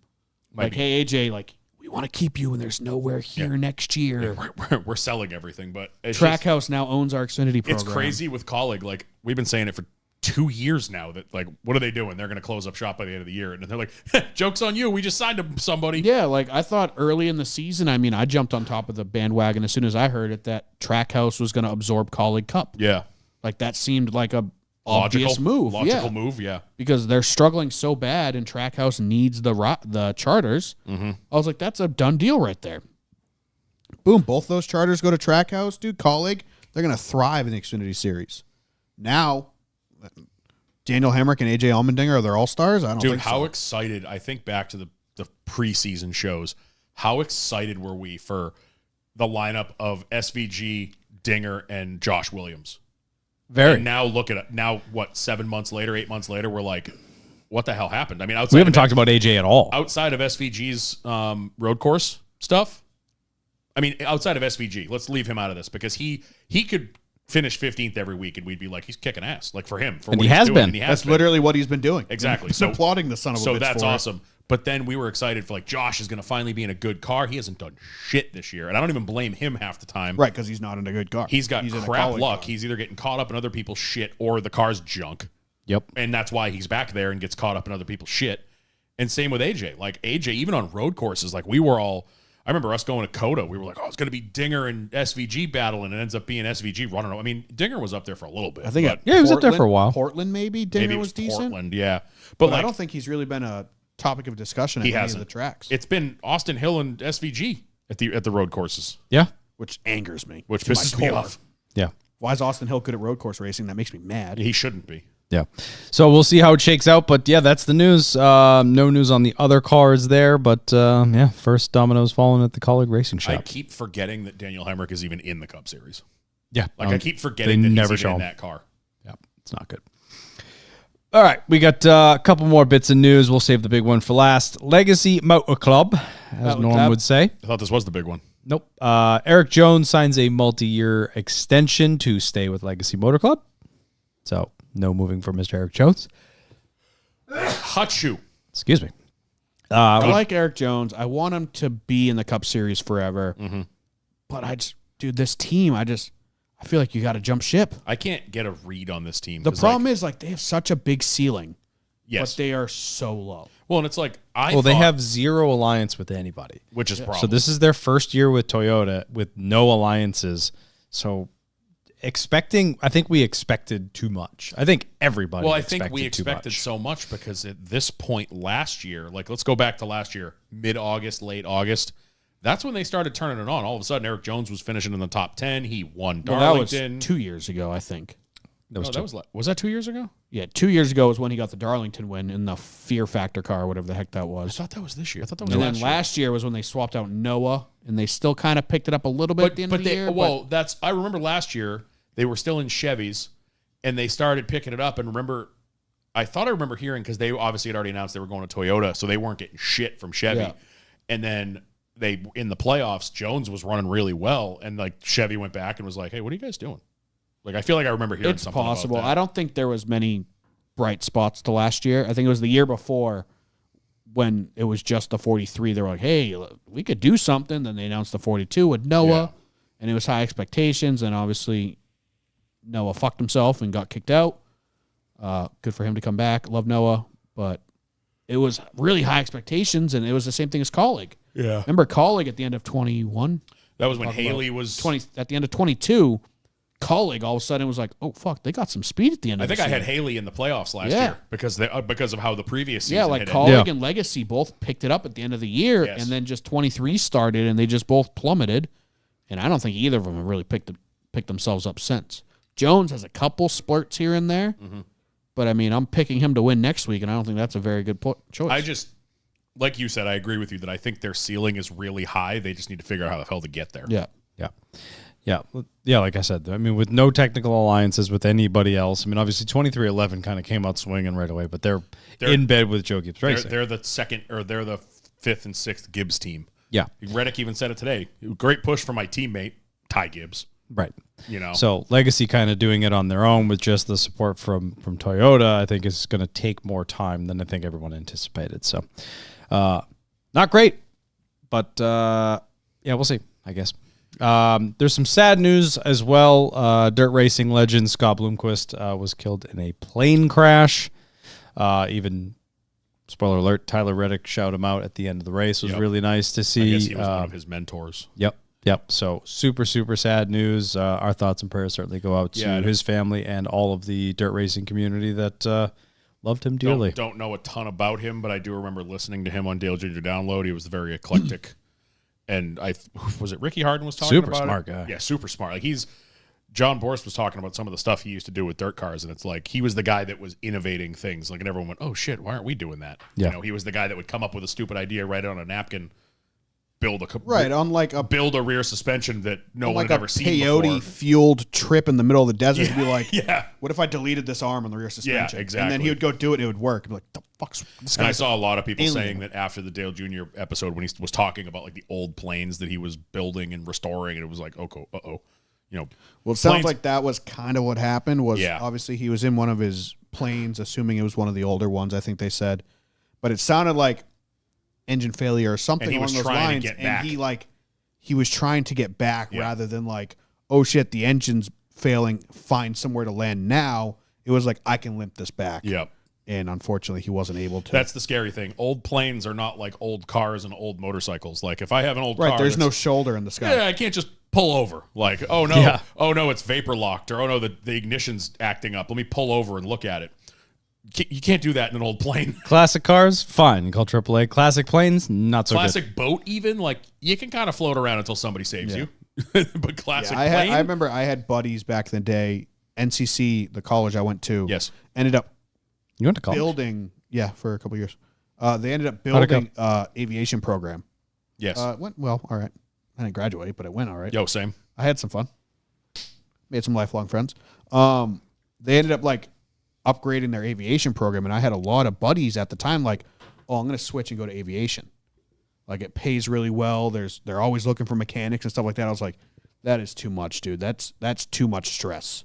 I like Cohan now works on planes. Mm-hmm. That scares me. Like knowing that somebody's going to get in this thing and go 20,000 feet in the air. And Yeah, it was- my hands have put That it guy together. fixed my plane. He can't even drink 2 Coors Lights. I just, yeah, I love you. It sucks. That's a tough, Yeah. tough. Yeah. And like I said, people were bringing up like the flight radar stuff, and yeah, it looked like he had an issue and was trying to get back. Like, that's terrifying. Yeah. I could not. I posted imagine. on Twitter. We openly are not Dirt fans. Not dirt We fans. didn't We grow just don't up know about watching it. Dirt We just don't 'cause know about it. It wasn't in our neck of Yeah, the woods. I just don't know enough about But it. Scott Bloomquist was one of those talents that his face, his hair, his name was recognizable. His Yes. car, the He crazy, transcends the sport. yeah, the crazy I don't- number he had. He wasn't. Everyone knew who he was. Dennis Anderson, Gravedigger. Everyone knew who he was, even though you Steve didn't watch Kinzer. Monster Jam. I know Steve who that is. Kinzer. Like, John Force, Yeah, there's Michael people that Schumacher. Like, are- there's these guys that you don't need to watch their sport, Dale Earnhardt, Jeff Gordon, to know who they are, F1 to fans know that know who- they're yeah. the Yeah. greatest. also, Yeah. side note on Scott Bloomquist, best nickname, Black Sunshine. Yeah. That's such a And sick he had nickname. like 15 nicknames, and they all slapped. People Black were just Sunshine? like R.I.P. to Zero the Hero, Yeah. and like all the different nicknames he had. And I was like, dude, this guy's the fucking best. Yeah. So, And it makes you appreciate some of like the interviews you hear and stuff like that. Like Dale Jr., like obviously you didn't know what was going to happen, but the fact that Dale Jr. got him, and Yeah. we get Voodoo Child is another one yeah, of his we nicknames. get Child. 2 hours of crazy Scott alien Bloomquist conspiracy shit. theories and, and it's shit. like yeah. fuck yeah, like that's here forever. Yeah, now. exactly. Yep. I like that too. Yeah. Yeah, for sure. All right, we'll get to the last bit of news here. The Haas factory team over the weekend announced their driver lineup for the 2025 season. Haley Deegan The is two not. cars that will be fielded will be the 00 and the 41. The 98 number will be gone at the end of this season. Surprised by that, actually. Yep, trying to keep it Symmetrical. matchy, I guess. Copacetic. So Which I hate. We found out that Sheldon Creed will be in the 00 and Sam Mayer will be driving the 41. Thoughts? Love it for Sheldon. That's Yep. my boy. Yep. And he's had a really not great year in that Gibbs car. I mean, he's had second place finishes, but I feel like, He's had the record for the most second place Yes. finishes. which I feel like he'll do that in any car. I think Chandler Smith has like one win, but I think Sheldon's definitely more consistent than Chandler is. He and I is. think he's ahead of him in points. I love Sheldon, obviously cup or truck champion, super cool dude, loves to doing the jumpy mini truck stuff, but Xfinity has just been his kryptonite. Yeah. And I feel like he's always like, we talk about the guys that go to Xfinity and they can't win and they struggle and do this and that. It's like Sheldon, I feel like all 3 years he's been there. I think in driver points. yeah. he's been there for 3 years now. He's always been in the conversation. He's right He just there. Can't fucking cross that threshold. to win. the hump. Yeah. So I'm happy he's going to the team currently leading the points in Xfinity Series. Currently, or last season's champions. Obviously, the Ford satellite team right now. A very good spot for him to be in. Obviously, he's been in good rides the past couple years. RCR, they've been picking it up, Yeah. but they weren't the best when he got in them. JGR, they can't fucking miss Yeah. with the Xfinity cars. But right now, it's Fords are the talk of the town in Xfinity. So I think this is a good lateral move for him, but I think it gives him more opportunity in the future. So I think that's a great fit. The Sam Mayer That's is kind of surprising. I wonder if he's kind of just like lost his glow with Junior after some of the comments he's been making. Sam Mayer, he's always kind of rubbed me the wrong way. I've never been a huge fan of him. But this year, it just like out of the blue started bitching and moaning to the media about him not getting cup rides. I thought was a little full of himself. Asinine? Yeah, like it was kind It of like was weird. like he just thinks he's the greatest ever. It's like you have at that point in time like 2 Xfinity wins. Yeah. You're like, why aren't they calling me to put me in the 19 Joe Gibbs racing car? It's like, the fuck, dude? Like, Junior's the only person that knows you're here. Like, you've won like 2 races. And he's improved a lot. He's banged out a couple more wins, but I don't think he's mature enough for the Cup Series. Not even close. But it makes me wonder, why is he no longer at Junior Motorsports? Yeah. I mean, Sam Mayer has definitely come into his own in the past 2 years, I'll say. But I mean, look at his whole career. Like, he's not lit the world on fire, as Norm would say, to merit a cup ride at 21. He turned 21, a month and a half ago? Something like that. Yeah. He's got, 6 wins in Xfinity? Maybe 5. I don't think he's up to 6. Hold on. Let's take a look. I think he had 1. 6. Is it 6? Yeah. So 2 last. had that many wins? Yep. 6 wins in 104 races over 4 years. What pisses him off and what fuels his fire is he grew up coming through the ranks with Ty Gibbs. Obviously, they've hated each other the entire time. Ty Gibbs is better. But he sees Ty Gibbs in the Cup Series and Sam Mayer, similar to like a Corey LaJoy in Kyle Larson. He goes, fuck, dude, I've been battling this guy my entire career. Yeah. And usually finishing behind him. We've been neck and neck this entire time. And now he is so much further ahead of me, people just aren't giving me a chance. And I think that's kind of where Sam Mayer's at, is he's getting frustrated because Ty Gibbs, who he thinks is his equal, has surpassed him, and he doesn't understand why he isn't getting that shot. He's ran effectively twice as many Xfinity races as Ty Gibbs, and he's run twice as many races as Ty Gibbs, and Ty Gibbs has twice as many wins as him. Yeah. Twice as many wins and half as many races. Right, but I'm talking about like their late model stuff. They were arch nemesis. I just coming don't up in late models. I just don't know where he gets this inflated sense of self-worth that he is the hottest thing on the planet. Because you're not. Probably when he was mapping out his career with advisors or sponsors or whoever he was working with, because he comes from money. He's one of those people that they kind of map out your career ahead of time. Like, hey, listen, like you're going to do 2 years in go-karts, and then you're going to be 16, and then you're going to do 2 years in late models, and then you're going to do 2 years in K&N and ARCA, and then 2 years in Xfinity, and then by the time you're 21, you're going to be able to go 2 years. You're going to be able to go right to Cup, like 2 years, 2 years, 2 years, whatever they mapped it out. And he's probably like, well, they told me 2 years in Xfinity. I'm past that. Yeah, I mean that's a lot of hypotheticals. Yeah, right. But like that's kind of like the mapping is like you look. Yeah, at but Dale we don't Jr. know if that and was the stuff like case. that. But That's what I'm assuming because it's the comparison to Ty Gibbs is I think what's fueling all this. And yeah, I mean that's a lot of I thinks and a lot of hypotheticals. I mean, he's good. Do I think he'll get there? Yeah, I think at some point. But got I schmoney, think so. yeah, but I think even him going, I should be in the conversation. I'm kind of pissed that I'm not in the conversation. That's exactly why you're not in the conversation. Because you need to show that sense of maturity, and you're showing quite the opposite by crying about it. You're in a great spot at a great team with a great mentor. Shut up and win. Yeah. You know, the good things will come. I do think the Ford move is actually probably a smart move for him. I don't know if, like you said, he kind of burned some bridges maybe at Junior Motorsports by opening his mouth too much.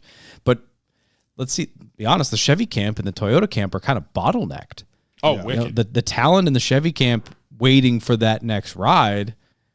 Let's be real, Austin Hill's probably going to get the next one, realistically. And it's pretty bottlenecked in Toyota. Toyota's got a ton of talent coming up through the Toyota ranks. So like Ford is probably the best move if he wants to get there. That's a smart move for him. I think he's really problem with all of pushing these the guys envelope way too much. is the Cup Series is now locked out because the Cup Series is fairly young. Our old guys are Denny Hamlin, Kyle Busch, Joey Logano. Yeah. Like there's not a lot of seats opening up in the Cup Series. And right now it's a lot of lateral moves and there's not really new guys coming in. Yeah. So I hate it for all these Xfinity guys because it's like there's a lot of good Xfinity guys and truck guys that are kind of just stuck. Like the truck guys are, I'm going to stay in a good truck because I can go to a decent Xfinity car, but that's not going to lead me to Cup. Right. If I just stay here and keep winning in truck for 2 years, I can maybe go to Cup after that. And so it's like it's really bottlenecked all of it. Right. Yeah. And I'm sure Sam Mayer's getting frustrated, like I said, because he probably had a plan. And like I said, it's you come up next to somebody and they go past you, that makes you mad. But Junior is typically pretty lax with this kind of stuff. Like he lets his guys talk. He lets his guys have emotions. I mean, look at how much he dealt with Noah Gragson over the years. True. And he fucking still loves that kid. He let Noah Gragson dig himself into holes over and over again. He goes, yeah, Noah just needs to learn. Yeah. And Junior let it slide. He lets everything slide. He wants these guys to grow up into their selves. Yeah. Yeah. And learn. And the fact that Sam Mayer's leaving makes me wonder, did he need to or did he choose to? I think he chose to. Yeah. I think He chose. he's looking for a path to Cup. I mean, all he talks about is how I'm going to Cup. Yep. That's his best path is going to be through the Ford camp. Now, Junior we Motorsports, when they announced the 88, did they say they're adding the 88 or the 88? I don't remember I exactly don't how they really remember announced them it. being specific about it. Because I've No. heard people say like, oh, when they announced it, they said they're going to 5 full-time cars. I don't remember seeing anybody say remember that. seeing I just remember it being just the number. Because now we know the one is empty. Hasn't been announced yet, but the quite strong rumor that we believe to be true, given the fact that we have people in the Toyota camp that have been telling us this for months, is that Jones is going back to Gibbs. Right. So you're going to have the 1 and the 9 empty. Obviously, The matter of Allgaier's not going anywhere, and Sammy Smith. Sammy Smith I don't think is going anywhere. No. He's got the So- big Flying J deal, and that Yeah, think it was so a multi-year deal. I'm with Norm. Is the 88 a fifth car, or is it replacing The one. the one? I think you know? the 88 is solidified. Now they will decide if they're going to do Probably, anything with yeah. the one. They'll stay a 4-car team for sure. Just a matter of if they have another or not. Yeah. Right, because I think it's got to be a done deal that Qualfell's coming up next year. Maybe.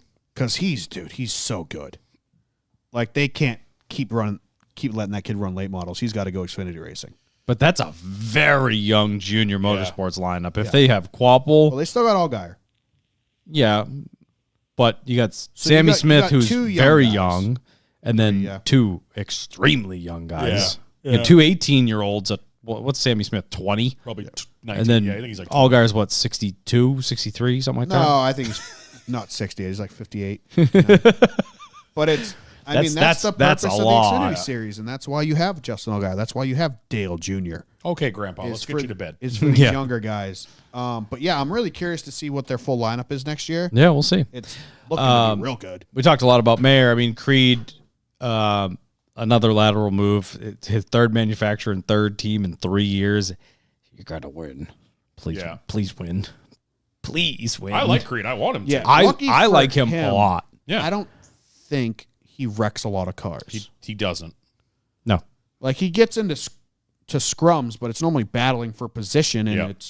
it's all fair and love and war kind of situations. He's not a dirty driver. Yeah, I don't, by think, any I don't means. think he's a dirty driver. And I don't think he wrecks a lot of stuff. No. I could be wrong. And he's very likable. Yep. And he's very well spoken. Yep. Oh God, I just want that kid to get to just victory lane. seemingly doesn't have sponsorship. Yeah, because he didn't bring anything with him from No, Childress. all he had at Childress was Whalen. Yep. They stayed there, and then Whelan. what's he got? It gives It's the foundation. foundation, right? Which is also on Chandler Smith's car, so Yes. that's seemingly a Joe Gibbs sponsorship. Well, Creed doesn't need sponsorship. It's 000. It's going to be laced the with Haas Haas. car. Yeah. it could be. Yeah. Haas, whatever. Maybe Creed will be monster, dude. Yeah. Yeah. So we shall see. But that's all I got for news bits to talk about. Anything else you want to add? Dan's got something. Forgot about a big one. Not a big one. It was pretty much a rumor that has come true. Go on. Clash is going to Bowman Gray, Oh, Jesus. Yes. which we all saw coming. The writing's been on the wall ever since NASCAR bought Bowman Gray or bought into or invested into whatever the Took ownership took of, ownership of. What was that? bailed it out of Last- jail or last something, whatever year? they did. Last year, I think. Yeah, That- that was last got it in a divorce case. I don't know. Paid its bond. Paid its bond. Yeah, that's pretty much how that track can be looked at. Yep. Yeah, the Clash is going to Bowman Gray, so it's going to look a lot like the Coliseum. It's just going to be in January in North Carolina. Which is Explain to me how that's going to work. a great idea. I mean, I'm not worried about it from the fan standpoint. I think a long time ago when this started to be rumored, I think it was Freddie on DBC was like, people go to football games in minus 15-degree weather. The people aren't the problem, but we saw what happened. Good news. February. I saw it was January 31st. 2nd of February. Oh, I thought I saw it was like January 31st. Maybe that's or practice. something. Maybe. But we saw what, granted, concrete track versus asphalt track, but I still don't think it matters. We saw what Martinsville looked like when it was 40 degrees out. They got the new tire now, though, and this track is not freshly paved. True. I mean, I'm all here for it. I think it's cool as the history nerd. I think it's really cool that they're going to a place that has had NASCAR since NASCAR was a thing. Yeah. I think that 49 that 48, opened? 49, something like that. I think it's really cool that they're doing that. They're going to pack that fucking place out. I think it's really cool. We did have a listener in our Discord. I think it was Mike. Mike is vegan. He lives in the area, and he went over there the other day. And he's Opened like, at 37. really?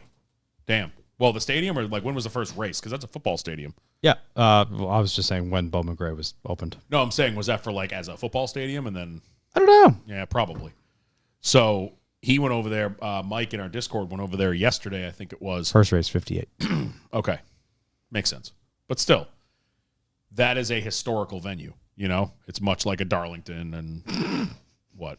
Average speed, 40 miles an hour. Nailed it. So he went over there yesterday, Mike, and he was saying that he doesn't even know how the haulers are going to fit in the general vicinity.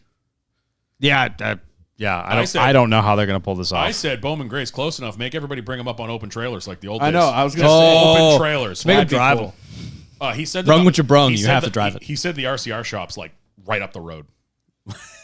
Drive down the street. But like, how cool would that be? Everyone just shows up with dualies and open trailer. That'd be goosenecks and sick. Cup cars, like that'd be sick. No, everyone's just on U-Haul dollies. Yeah, he did say that there is. I think there's a parking lot across the street.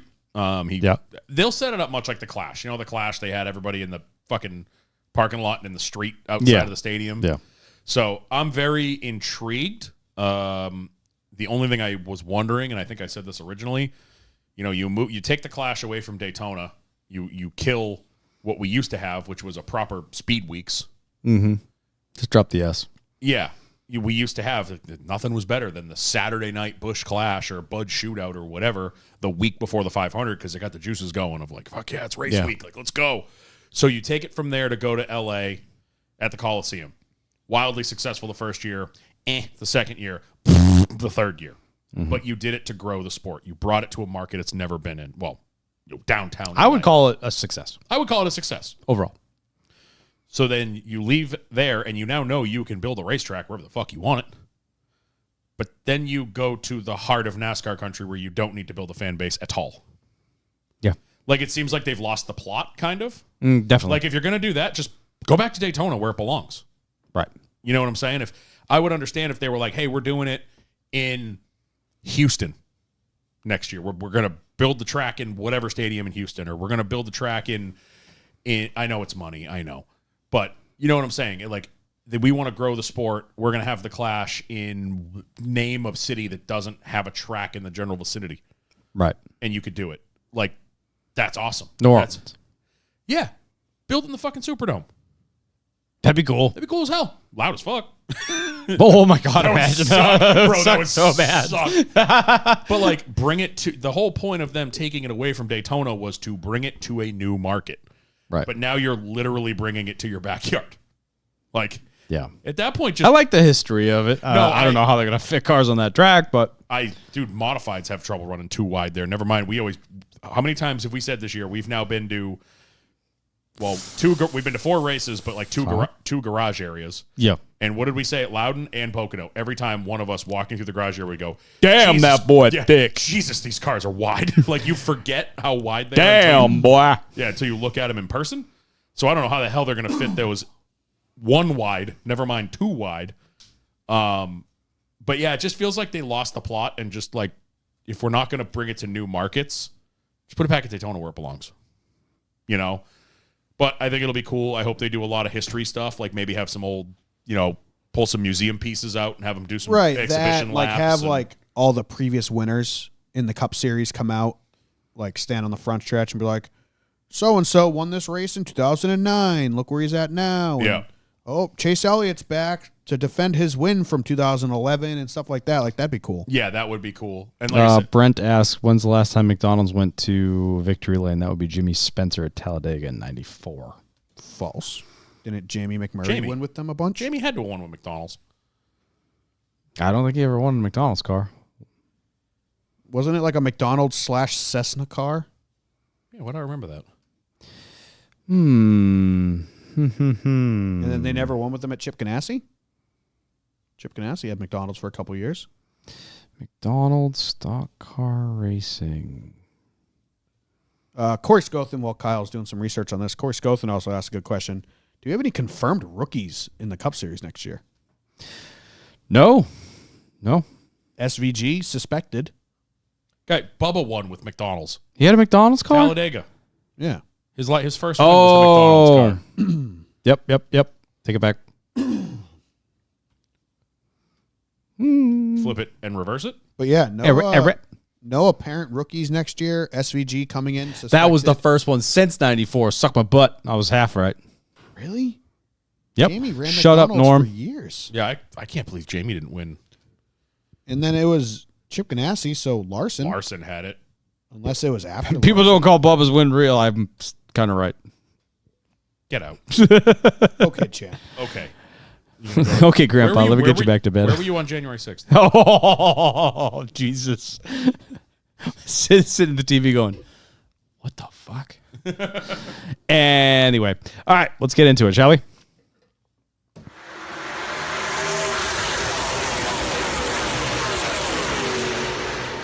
My favorite race to say, the Cabo Wabo 250. I flipped it on. Steph and I went to get. Where were we? Oh no, we're at the house.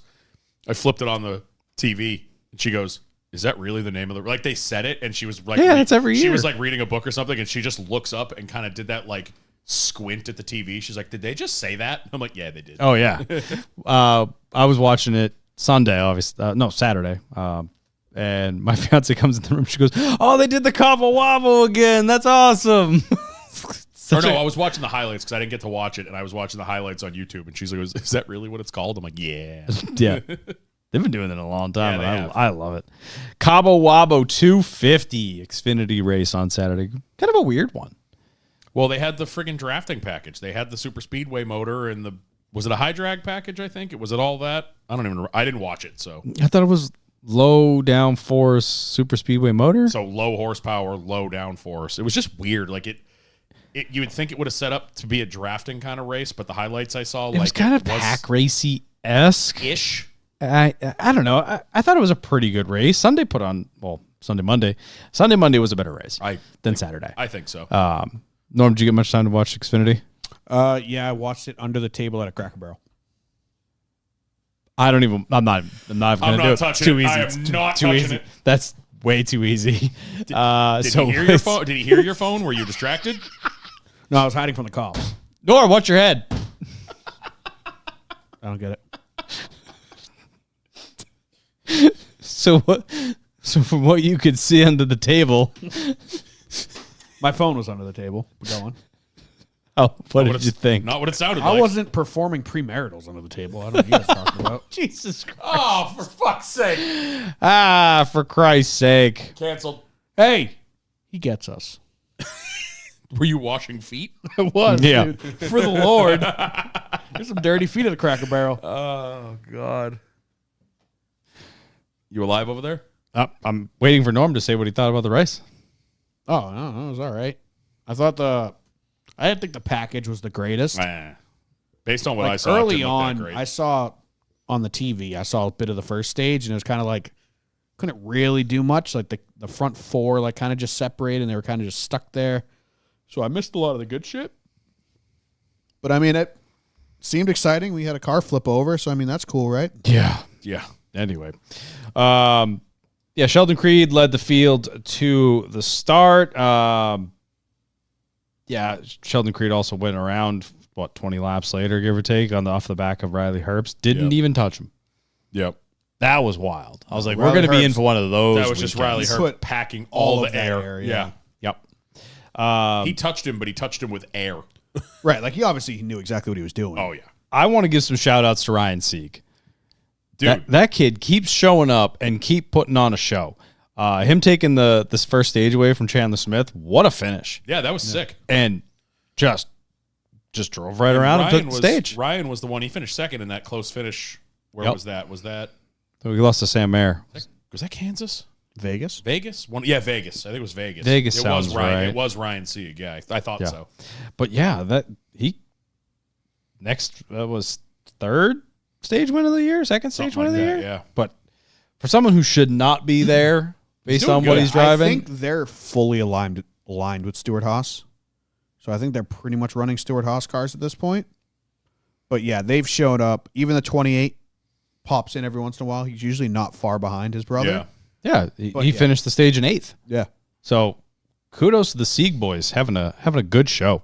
They also had a rain delay for a little bit, like 10, 15 minutes, something like that. Yeah, they were fighting. I mean, the whole weekend was not like a full washout, but if you looked at the radar, it was just spot showers and downpours all over the place. And it was All like, weekend long. If you're dodging, you dodge this one and then another one pops up. Or Yeah, this if you one could dodge a wrench, you could dodge a ball. This one splits around the track. This one hits the track. I mean, the one on Sunday was ridiculous. That was annoying. So we get back to green flag after that, and that's when Norm's favorite driver of all time, Austin Hill, just decides to not clear himself. Dude, that was I was watching the highlights and I think I said it out loud. I'm like, not clear. No. Not even close. Drives right into Carson Quapple, goes through the grass. Doesn't seem to damage the car too much, but I don't know if you heard Quapple's radio. He's like, I don't know what he was doing there. I tried to give him room, but I'm here. Yeah, I'm there. Yeah. Nope. That is not on you, Quapple, at all. No. And shouts to Quapple for not losing it, too. Yes. Being a rookie, having that tank just drive right across your nose and held it together. Yep. Good for him. But yeah, just a dumb move I turned by now. Austin Hill. Chill out, Denny. I forgot all about that. Deep cut reference. Deep cut. That was Deep well, cut rain delay reference.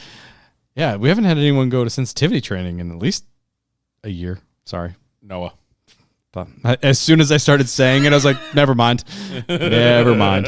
Yep, Austin Hill just thinks it's his track and everyone should get out of the way, and they didn't. He probably was crying about it and yelling at him for it, but whatever, nonetheless. Speaking of not clear, only a handful of laps later, Riley Herbst, not clear. This one was just as egregious. I was like, Not clear. I think this one's actually the one I was like, not clear. Not even at close. all.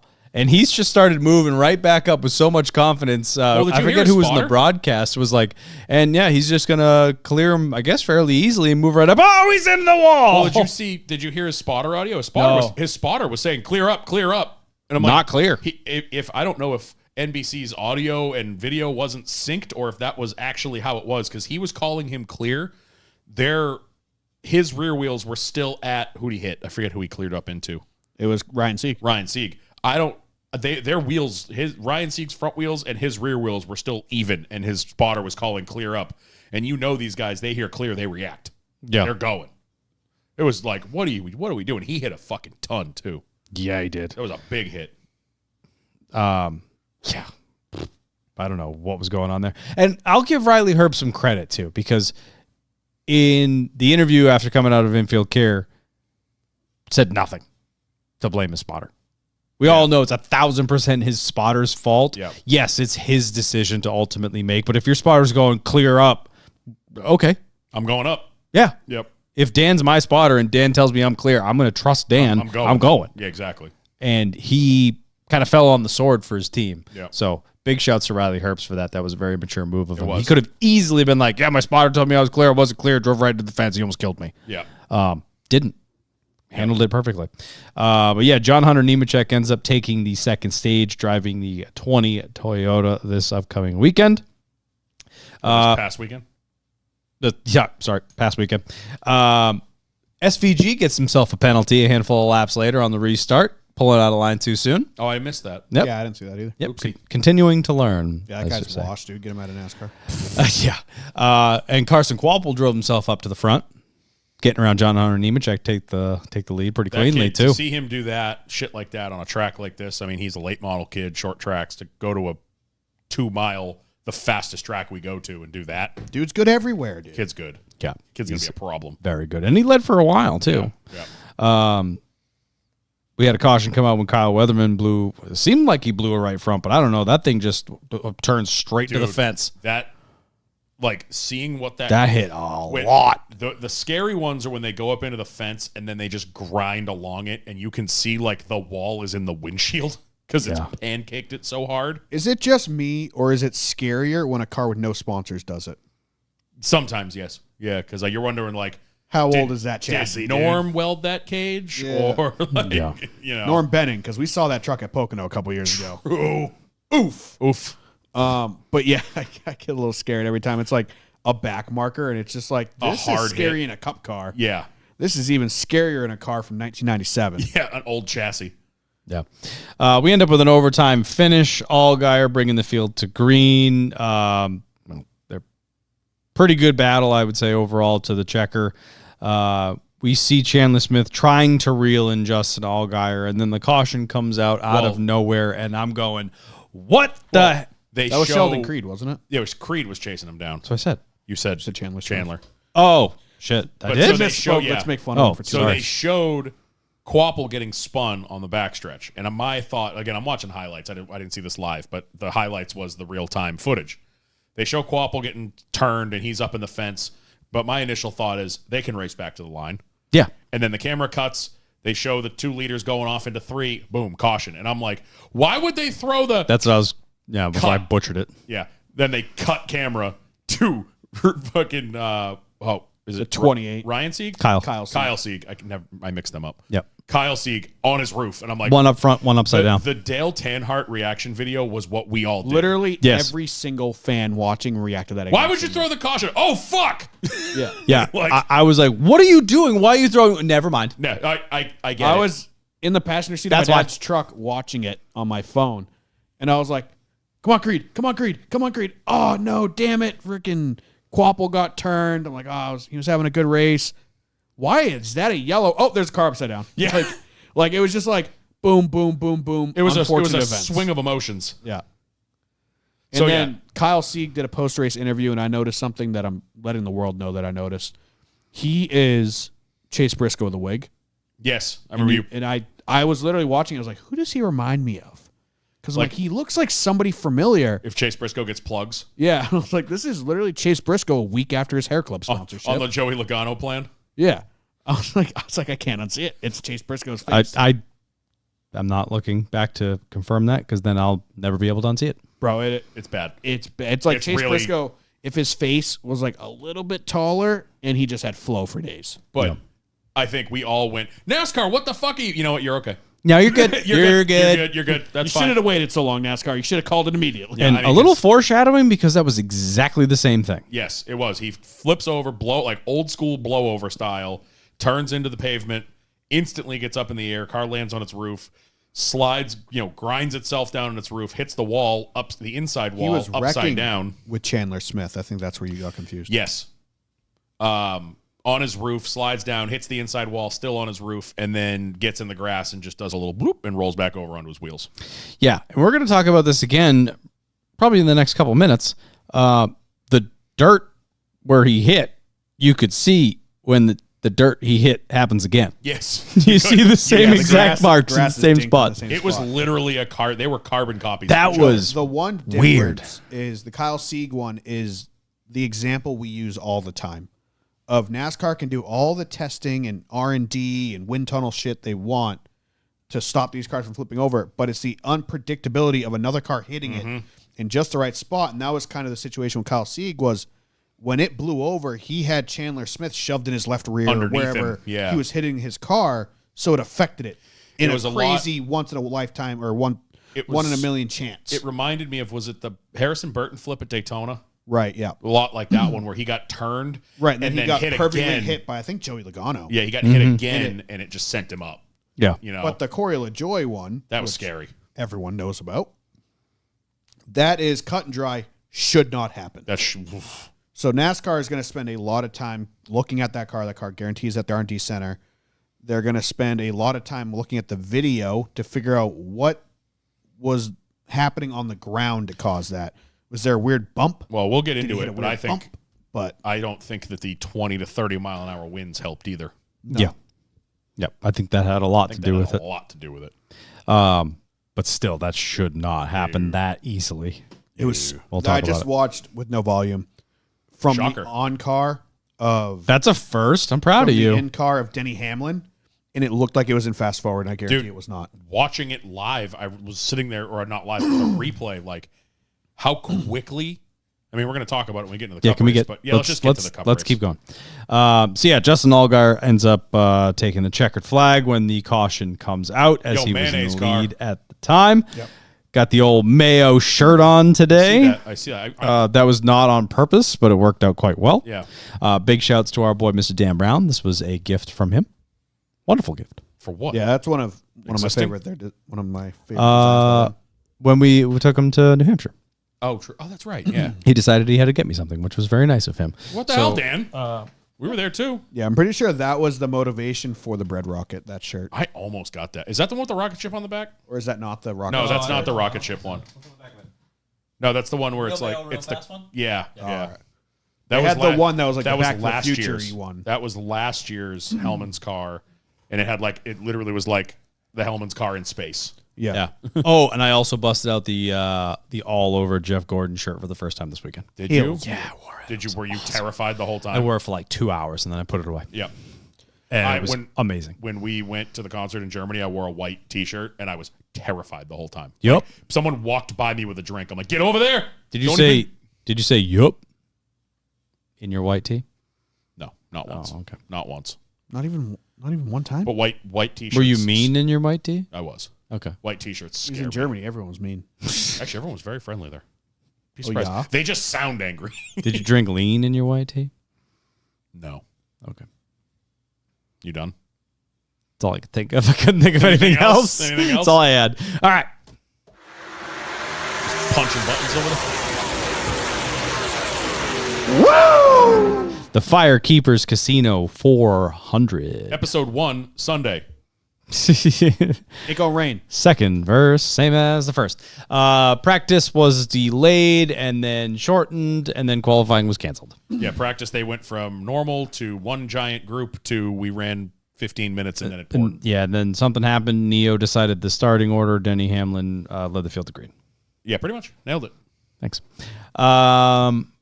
Good battle at the beginning. Denny and Larson, and then that 23 car So I wanted was to talk. one of the coolest passes That I've was seen in a so while. the Larson pass to get the lead in the first couple laps was sick. Yep. Michigan is becoming one of my favorite tracks because it's so goddamn fast. Like watching practice, the little bit of practice they had, Chase Elliott by himself was 205 into one. Like that's Wild. just give me that all the time. Give me that all the time. I need it. I need it like I need air. Yeah. And then so the start of the race. Corey got a lot if you want to borrow True. something from him. Start of the race, Larson just, again, if you got two cars side by side, they just punched such a big hole in the air that the car behind them, the runs we were seeing were ridiculous. And Larson just blows by, who was it? It was Denny and Reddick. I think it was, because they started on the front row. I think it was Denny and Reddick. Yep. Larson just blows by them and drives away, which was sick.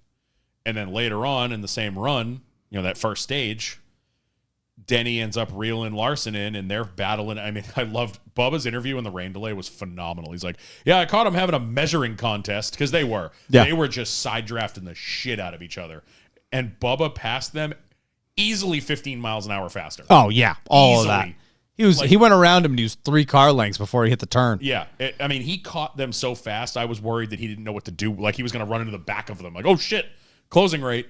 Bubba just blows by both of them. Denny ends up getting by Larson and then kind of running Bubba back down. It didn't go well. Didn't go well for him. He did the old slide up into the wake at the wrong time, and you got some Slide down into the grass you got right some- thereafter. You got some wheel in it, and all of a sudden, all the air on the front end is gone. Well, you're going around there, Dennis. Yep. Denny went for a ride on that one. But we did get to the end of the first stage. Decent battle towards the end of it, but we'll just get right to it. Ryan Blaney ends up taking the first Well, there was stage. the Denny caution, which I was surprised Bubba didn't stay out. So the Denny caution comes out, and they're questioning who's going to pit. Right. And the broadcast was shocked that he didn't stay out. I mean, Bubba needs points. Yeah. Bubba needs points more than anything right now. And I understand the strategy call because you have a race-winning car. So, try to stay on strategy. It's kind of like a road course, Right. But I think in that moment, you need to be looking at points. I mean, he still got some points, but, he could have won that stage. He should have won that stage. He would have won that stage if he stayed out. Yeah, so I think 6 cars stayed out. It was Blaney, Byron, a handful of cars stay out. Blaney ends up holding everybody off. And Bubba does get around a whole bunch of them, ended ends up up finishing fourth. Fourth? Okay, Yeah, I mean, he had the fast car. I agree with you wholeheartedly. I was like, why the fuck did you not stay out? You need to get points because you don't know what's going to happen at the end of this race. Take the points when you can get them. And You're points racing right now. Race for points. yes. Don't swing for the fence. Race for the points. Yeah, that was very... Take the 10. Pray you get another 10. Yeah, and then when you're whatever in happens to the such end. a tight battle at the bubble, when you have 3 guys, I mean, even Ty Gibbs kind of crept back towards them at points in this race. In retrospect, how pissed you think they are right now? Oh, that they're they left probably those on the table. fuck. Yeah. Yeah, absolutely. Yeah, because exactly what could have happened Happened. happened. Yep. And instead of getting the 10, he gets the 7? He got 7, and did he get point? He got points in stage 2 as well. I A couple, think. Not much. What did he get? I think he finished. No, he didn't. He didn't. So No. he only got the 7 points from stage 1, where he could have had 10 and a playoff point, and then who knows what he could have done in the second stage. Yeah, he got. He finished with 18 on the day, Yeah, that's 7 of which coming in the first stage. not great. So not taking those 10, let's take a look, actually. So he takes the 7. If he stayed out for the stage win, he would be +3. He is now -1. Yeah. So that was dumb. Yeah. I get it. I understand But it why was wrong. I understand what they were doing. They had a car good enough to win the race, but in the situation you're in right now, and I'm sorry, Daytona looms large. They go out next week and get wrecked. Get fucking wrecked. 10 laps into it. I mean, there's a chance Larson is in the field. True. But like True. anything can happen at Daytona. He could go win next week, but he could also get caught up in a wreck 10 laps in. I mean, we were at the 500 this year. Wasn't the big wreck on the front stretch was like 10 laps into the race and took out like fucking 6 cars. Like, it's so unpredictable. And then you've got Darlington after that, which that's that's pretty unpredictable too, because that track is so hard. I think you need to put the win aside and just try to get as many points as possible. I mean, at one point it was during Sunday, they had the points as they run. Bubba was like 34 above the cut line. I was like, damn, that's awesome. It's especially there. It's like you're up front, stay up front. Make them pass you. Don't come in with fresh tires and have to pass everybody else. Exactly. I mean, obviously we can Monday morning quarterback this all we want, but I just in the moment. I did not agree with it. I'm glad you don't agree with it. The broadcast was like, what the hell? Yeah. Yeah, not my, in my opinion, not what I would have done, but I'm just the guy that talks about it on the radio once in a while. Anyway, on the radio? well, shut up. You know what I mean? On people's radios when they're listening to this with their headphones or wherever. So we end up with rain shortly thereafter. We were coming up on like 52, I think it was, and the rain comes out. They never started stage 2. They forfeit, push to Monday. Yeah, so they finish stage 1. Everybody comes down, does pit stops. They actually chose, and the lights were off on the pace car, but the broadcast was showing what was coming. I mean, it was raining bad enough that you could see it, half a mile from the track. Like, you could see the rain. And kudos to NASCAR for not just sending them and then hoping for the best. Like, oh, we'll throw the yellow when it starts raining. Like, because it didn't take much longer. They got everyone down pit road. I liked what the broadcast was saying about... Is this AM or FM in the chat? Fuck you. Buddy, this is AM. It's PM right now, and I'm tired. It's AM radio. Too damn bad. It's AM radio where when you turn your blinker on, you can hear the interference in the... Oh, remember that? Yes, because my dad always used to listen to AM radio. But the broadcast highlighted this, and it's actually was very true. NASCAR technically brought them down early. It wasn't raining yet, but they were able to get everyone on pit road, get the car covers on, and get everything dealt with, and then it started pouring. They weren't running, and we already seen Reddick's crew was having issues with the radio. They think something got wet in the previous rain at some point. Like, you know what I'm saying? Like, it's just, it was kind of a smart move by NASCAR, and then I know the broadcast showed the Loudon race, and like NASCAR's been very proactive about rain since that Loudon race and the Daytona race. Yeah.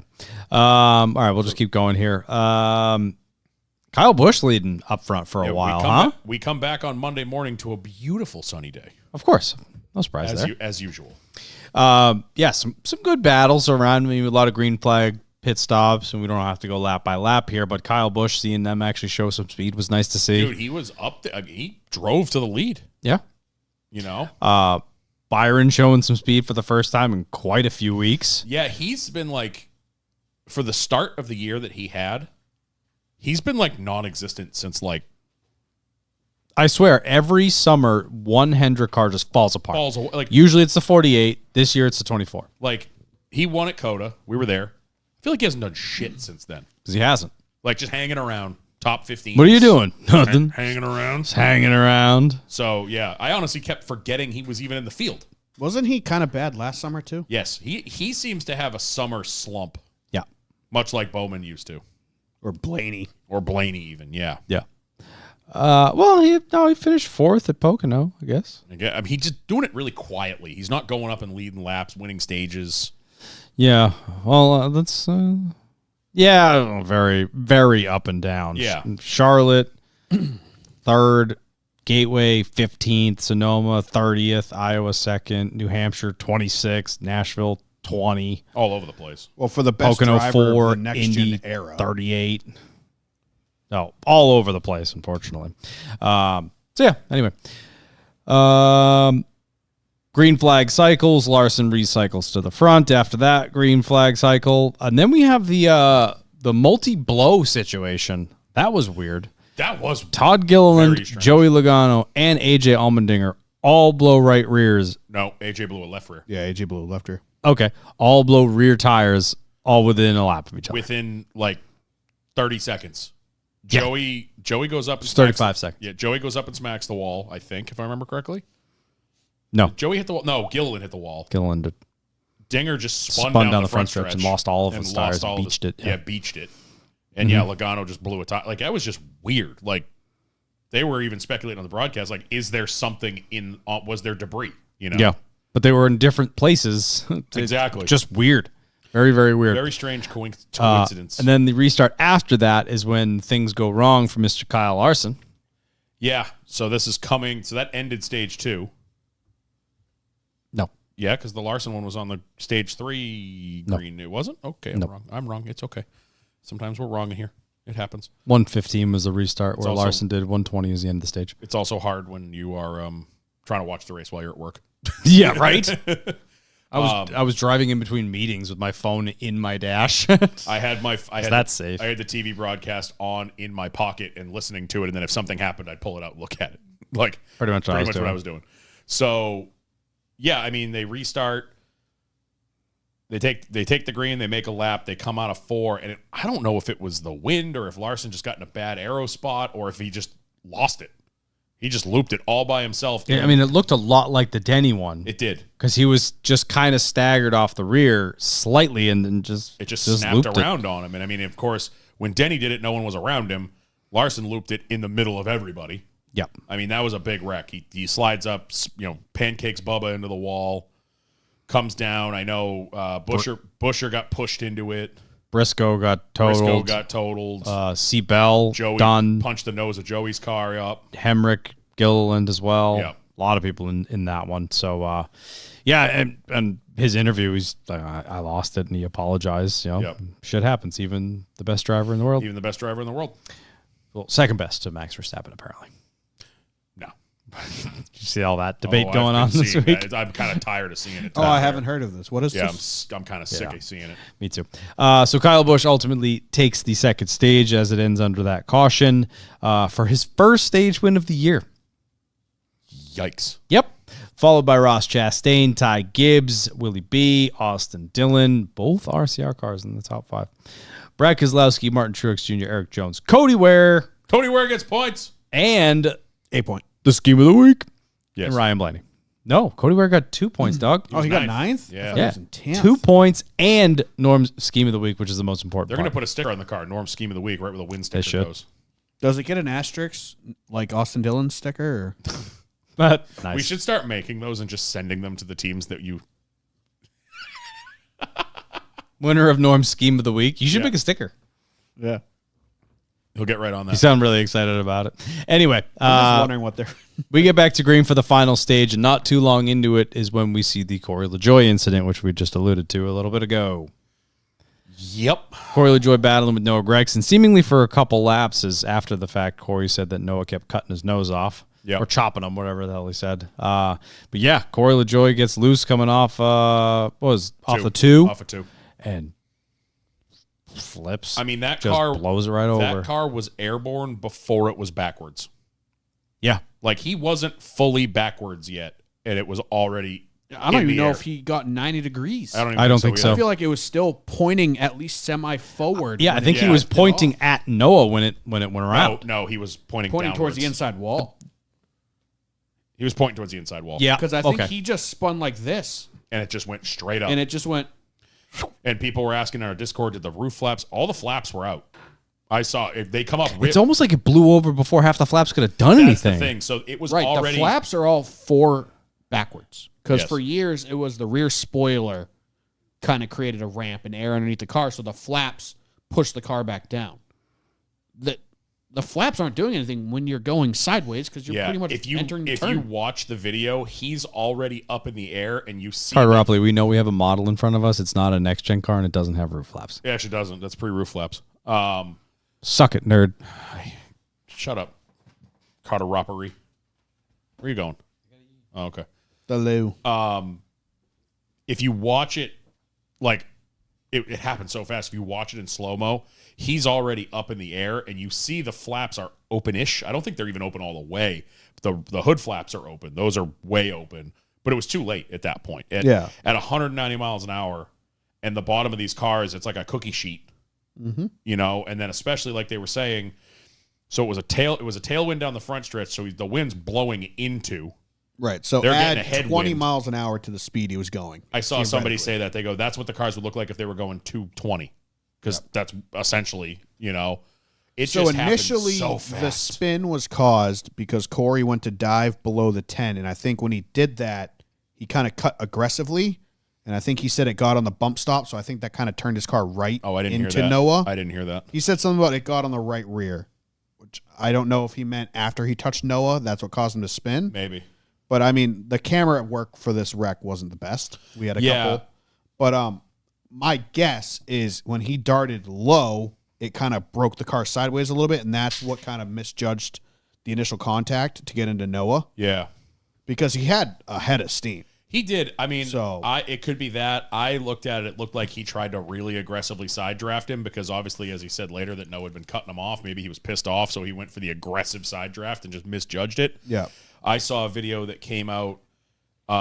Someone had, it wasn't NASCAR, but it was a YouTube account. It was like NASCAR in car or something like that, or I don't know what it was. It's not NASCAR affiliated, but they had the TV shots of it, but they had overlaid Corey's radio, and his crew was like, was that the wind? Like, did the wind push him up?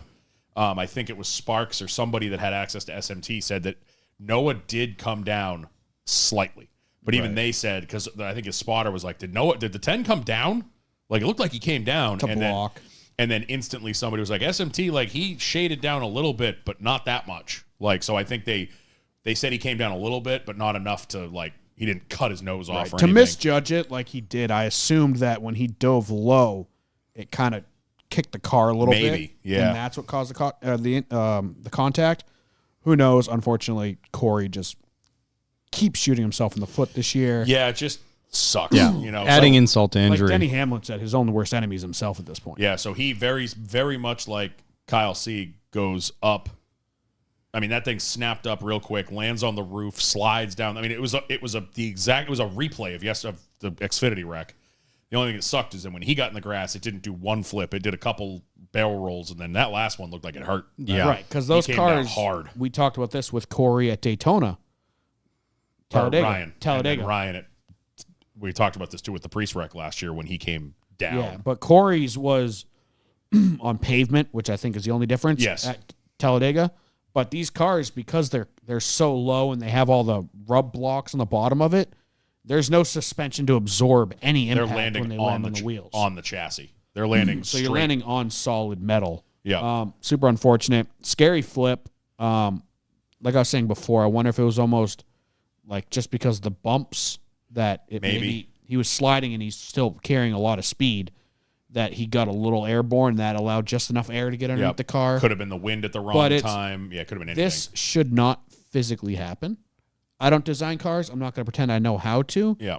But this is like best case scenario for a spin and worst case scenario for a flip to happen because of it. Yeah. Like there's no reason why this should have flipped. And everybody was, remember last year with the Priest flip, everyone was flipping out because there was grass, and that's why it happened. This Yeah. was pavement. This was straight pavement. He didn't hit any grass. He didn't hit any This crossovers. was straight pavement. He wasn't even turned 90 degrees to the pavement. Yep. So the car is still technically traveling forward Yep. from what I've seen from where it started to lift off, which is like, how does that happen? Yeah. But again, it like I just said, seems like when, a complete failure. when the bottom of the car looks like a fucking cookie sheet, Yeah. you know, what do you expect? I mean, even Ross Chastain's spin later, he lifted got off the up. ground He got briefly. up. I Yep. thought we were going to have it again. I said the same thing. I was like, because I think Carter Opley or somebody in Discord was like, I bet you we see another flip today. And when Chastain went around, I saw the replay. I was like, oh, he got up a little bit. was close. It was That close. was Lifted close. like good 6 inches off But the ground. either way, tough break for Corey, and to add insult to injury, his two teammates finished in the top 10, and he doesn't yet I again. think he was running the best out of his teammates too at the time. He had a fast car. Joe Sullivan brings up a good point. I saw him say this in Discord. You kind of discounted it, but he is right. Something went wrong there because he said he thinks the diffuser flap didn't deploy, which those are supposed to open when the roof flaps open. When the Right. roof flaps go up, it triggers the back diffuser flap to open, and if you look, it's not open. No.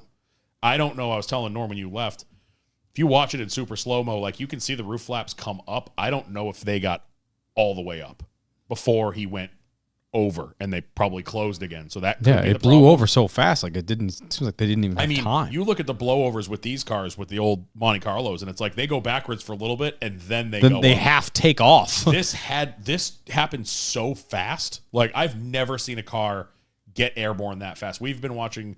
We saw Gen 4's blow over. We saw all Car of Tomorrow's. It was like a lazy blowover. This was just like turn up, like gone. Yeah. Right. happened Typically, so when you have fast. a blowover, and that's why I kind of discounted the rear flap thing, because the rear flap is designed for when the car is 180'd, spinning backwards. Yeah. When the back of the car is the front, because that's the flat part, that's the most unaerodynamic part of the race car. That's where the blowovers happen in like the Car of Tomorrows and stuff. Was when they got facing backwards. Everything was made to lift the car at that point. So that's why they started inventing stuff to bring them down when the cars became backwards. Corey LaJoie's car, as far as I know, I can watch it again, still had forward momentum when he Never started really to flip. got backwards. Yeah. So I understand that maybe the rear diffuser drop down flap didn't activate like you expected it to, but at the same time, it's like that is not a situation, in my opinion, that should have activated until Corey's already 20 feet in the air upside down. Yeah. I don't know.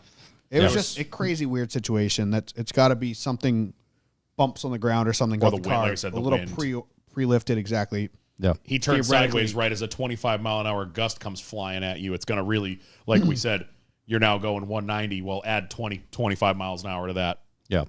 So, unfortunate end of the day for Mr. Corey LaJoie, who was running pretty well. He was top. He was like 11th, 10th for a little while there, Yeah. and then they had Low like teens. He had a pit cycle. He was still in like 12th. He was having a I great think him day. and Noah were battling inside the top 20. He had a great day. Yeah. They were Spire, 19th and 20th or something at the time. I mean, we'll get there at the end, but Spire in general was having a great day.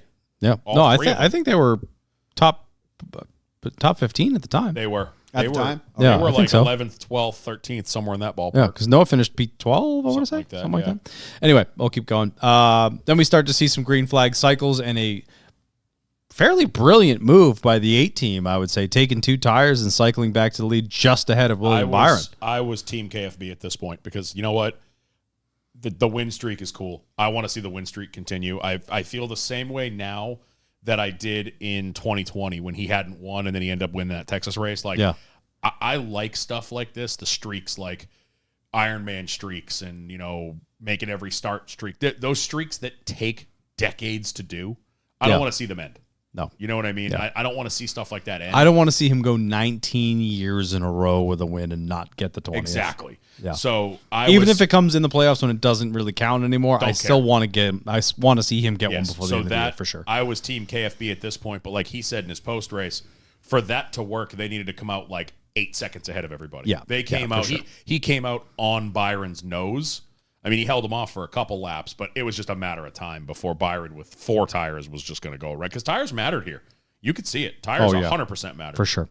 So we get towards the end of the race. We're almost to the end, and we end up with a caution with only, I think, 5 to go, I want to say it was, with Martin Another- Truex Jr. Another one of our top drivers. So we had Denny, Larson, and now Truex just lose it. Yeah. He was all by himself. He just lost it. Yep. Forcing an overtime restart. The first overtime restart, Reddick leading the field to green alongside William Byron.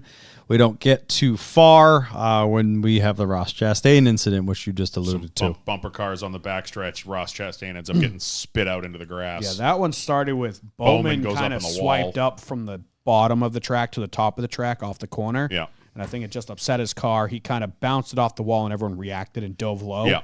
And that's where people started to cut each other Yeah, off. it just spit Chastain out, and he ends up sliding down into the grass, goes a lap down. I think he was beached Yep. too. So Forcing a second I overtime. did love the Chastain motion of Push me. Push me. He The was like, push. he's doing like air push-ups Yeah. in the car. So Like, I listened to the race on MRN. You guys watched it or listened to I at least to listened the to some of broadcast. it, yeah. Were they Call me, talking call me. about those new rear shocks at all in the broadcast? I don't think those are No, in play yet. not in play. It's not. I don't- MRN said at least 10 guys had them installed. Oh, this that's Oh, it's- really? And it's optional. It's not everybody has them. So Yeah. like, week. obviously So like Dinger they didn't were have talking them. about AJ. Exactly. That was Yeah. when they brought it up that AJ did not have them installed. Oh, okay. I was That wondering showed. if Ross Chastain did or not. He was like beached in the grass, and he Yeah. was sitting in his car. They went to his in car, and he's going like this, Yeah. like to the tow truck driver, and they pushed him out of the grass. By the But time they said 10 guys had them, so I wonder who. I don't I know. wonder if it's like Hendrick, JGR, and like 2311 or something. Maybe I don't know. Yeah. But we get a second overtime restart. Byron alongside Reddick again. Reddick gets a great push from Ty Gibbs. Reddick's car came alive in those last like 40 laps. Like he Sure went. did. We were saying. I mean, they said it on the broadcast. This is before the late caution. Reddick takes the lead from Byron, and they were like, "Oh well, with this package, Byron, is going to be able to stay with him because the draft is helping him." And then it was like 6 laps later, they're like, "Well, Reddick has put like 2 seconds on him." Like they were like, "Oh, you can't really break away right now with this package," and then Reddick just drives away. He was like 2.5 seconds up when that last caution came out. Yeah. And also, poor Reddick, because that MTJ caution, I think, was a little too fast in the button. A little bit. Like He we've hit pretty talked hard. about. He hit Yeah. pretty hard. But there was like no smoke, nothing. Yeah. And he like spun or like drifted, hit the wall, and kept going. So that was a pretty fast reaction for the caution, Yeah. I think. Oh, and he said, I think the broadcast had his radio, and I think it was Reddick was like, "Are you kidding me?" Like he was, because he's had a couple wins taken like that. Yeah. So it was nice to see Tyler Reddick hold off William Byron to take the checkered He flag. drove away from him. Yeah, Even and if- he had the undesirable lane. He had the bottom on the Yep. restart. The top lane, I felt like had good pushes, but the bottom lane just glued well, it together. didn't help that. I know you didn't watch it. I don't know if they mentioned this on the radio. So Keselowski was behind Byron. They went into one, and it was like Keselowski checked up, like he disappeared.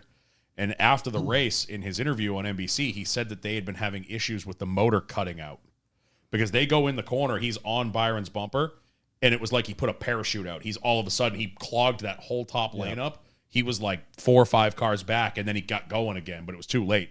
Reddick had a great push from Gibbs, and that's all he needed, and it was gone. Yeah. I think if Keselowski was able to stay on Byron, I think they would have battled side by side that whole green-white checker, but something happened to Keselowski's car. Like, didn't say it shut off, but he said it like missed or cut out. He said it was an issue they were I having didn't all hear day. that on MRN, but from what I saw on the That was an replay- issue with the Fords in general because apparently that was happening with Briscoe's car too Yeah. during practice qualifying. So he had said that, and you can see it clear as day. Sorry, That- Barry's car. Yeah, that helicopter shot of the last restart. I mean, you can see it clear as Yeah, day. It's like definitely. he slammed on the brakes almost. Yeah. You know. right over checked up. Yeah. So Tyler Reddick takes the checkered flag, followed by William Byron, Ty Gibbs, Kyle Busch, Brad Kay, Chris Buescher, Zane Smith, Daniel Suarez, Denny Hamlin, and Carson Hocevar wrap up your top 10. Shouts And to- a much-needed good race for Ryan Preece, finishing 11th. Shouts to Denny for making it back up into the top 10. Yeah. He wrecked early. They had damage to the car. It wasn't. I mean, didn't he say it was like when they got back racing today? They said it was like super loose. Yeah. I think it was. Also, shouts to Buescher. So that last caution, the Truex caution, they were, I don't know, back half of the top 10, maybe even in the teens. Well, they were involved in the Larson. Yes, wreck. they were fighting back all day. And then that last caution, obviously the leaders are going to stay out. There's 2 to go. You're waiting to see who's going to come in. Buescher's the first one to come in the broadcast. Like, all right, he's going to drag everybody, and no one came with him. It was like Buescher and 2 other cars, and I think one Buescher, of them was, like McDowell. and one of them I was heard Bowman, McDowell. who had damage from the wreck. Yep. Or no, yeah, that's right. It was that the green white checker caution, or was that the? I think it was the caution before. Okay, I think it was the Truex caution. So they were like, "Oh, that's a lonely feeling. He's all down there by himself," and he restarted in like the 20s, I think. And he said it in his post race that it was fun because he's just blowing by people in the last 2 restarts. Ended up fighting back to 6th, which is needed for him. He's another one of those guys on the. I mean, I'm very excited for the next 2 weeks because we've got 2 points battles to watch. Bianchi said it. I don't think I've ever remembered having 4 or 5 people with a chance at the regular season championship with 2 to go.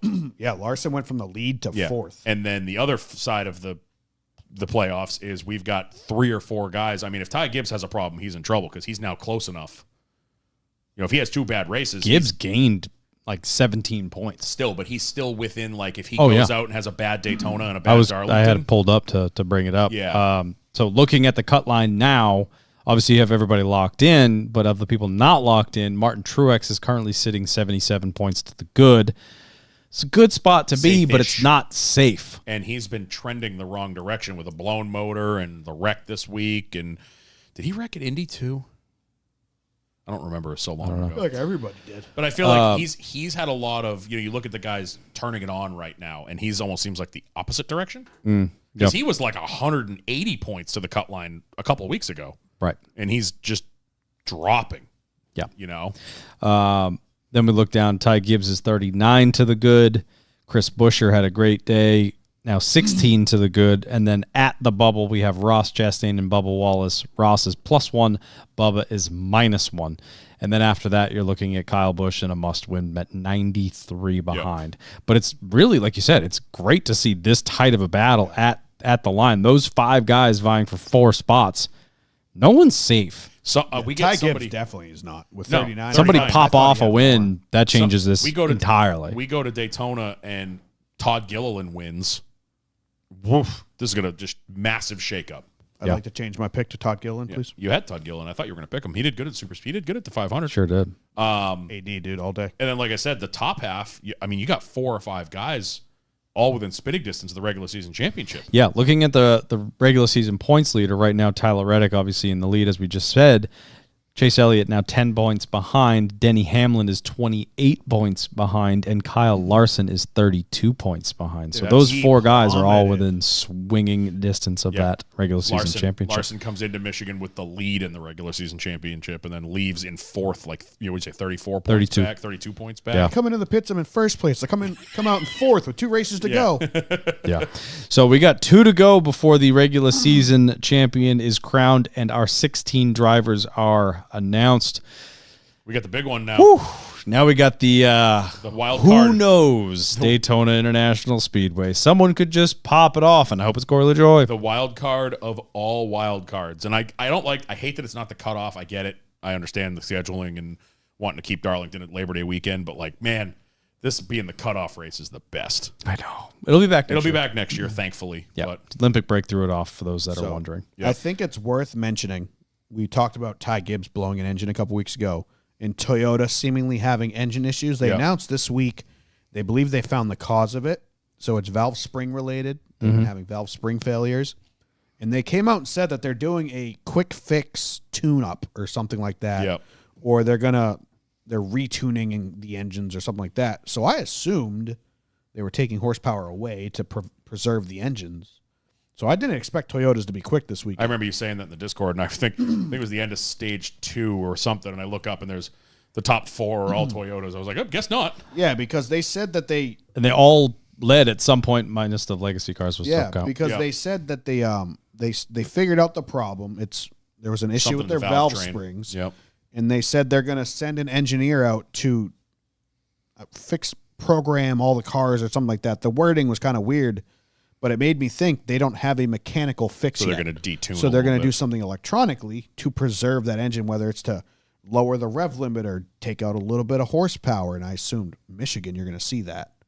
So I was kind of shocked that they had as much speed as they did. And Goes still right back to what we said at the Now- very Had beginning no of the year, how failures. aerodynamic that car is, and I guarantee that And helps. now Toyota has, I thought this was funny because the broadcast brought it up a couple times. Toyota goes into Ford and Chevy's backyard and takes that fucking challenge trophy. Sure did. Suck For it, the first time in a nerds. long time. 2015 was the last time they won at Michigan. Yeah. What Ford won? Well, now it's 9 bunch. of the last 10, Yeah, right? Something like that. Yeah. Yeah. But I Well, thought that's what happens when Kevin retires. Yeah, honestly, I thought it was a great race. He won like 5 of them. I always forget how good Michigan is because we only come here once a year. Like, we only come here once a year. And when I was a kid, Michigan was one of those kind of boring tracks. Like, it was cool because of the speed, but nothing ever happened. Like, I'm talking Gen 4s. This was the guys would get out to massive leads, and then it was just kind of a boring race. With these, though, the runs they're getting and stuff, and they're still hauling ass. Like, there's all these tracks that we used to be really fast at that now you see the speed, and you're like, oh, man, it's not fun anymore. 170. Yeah, but now Atlanta.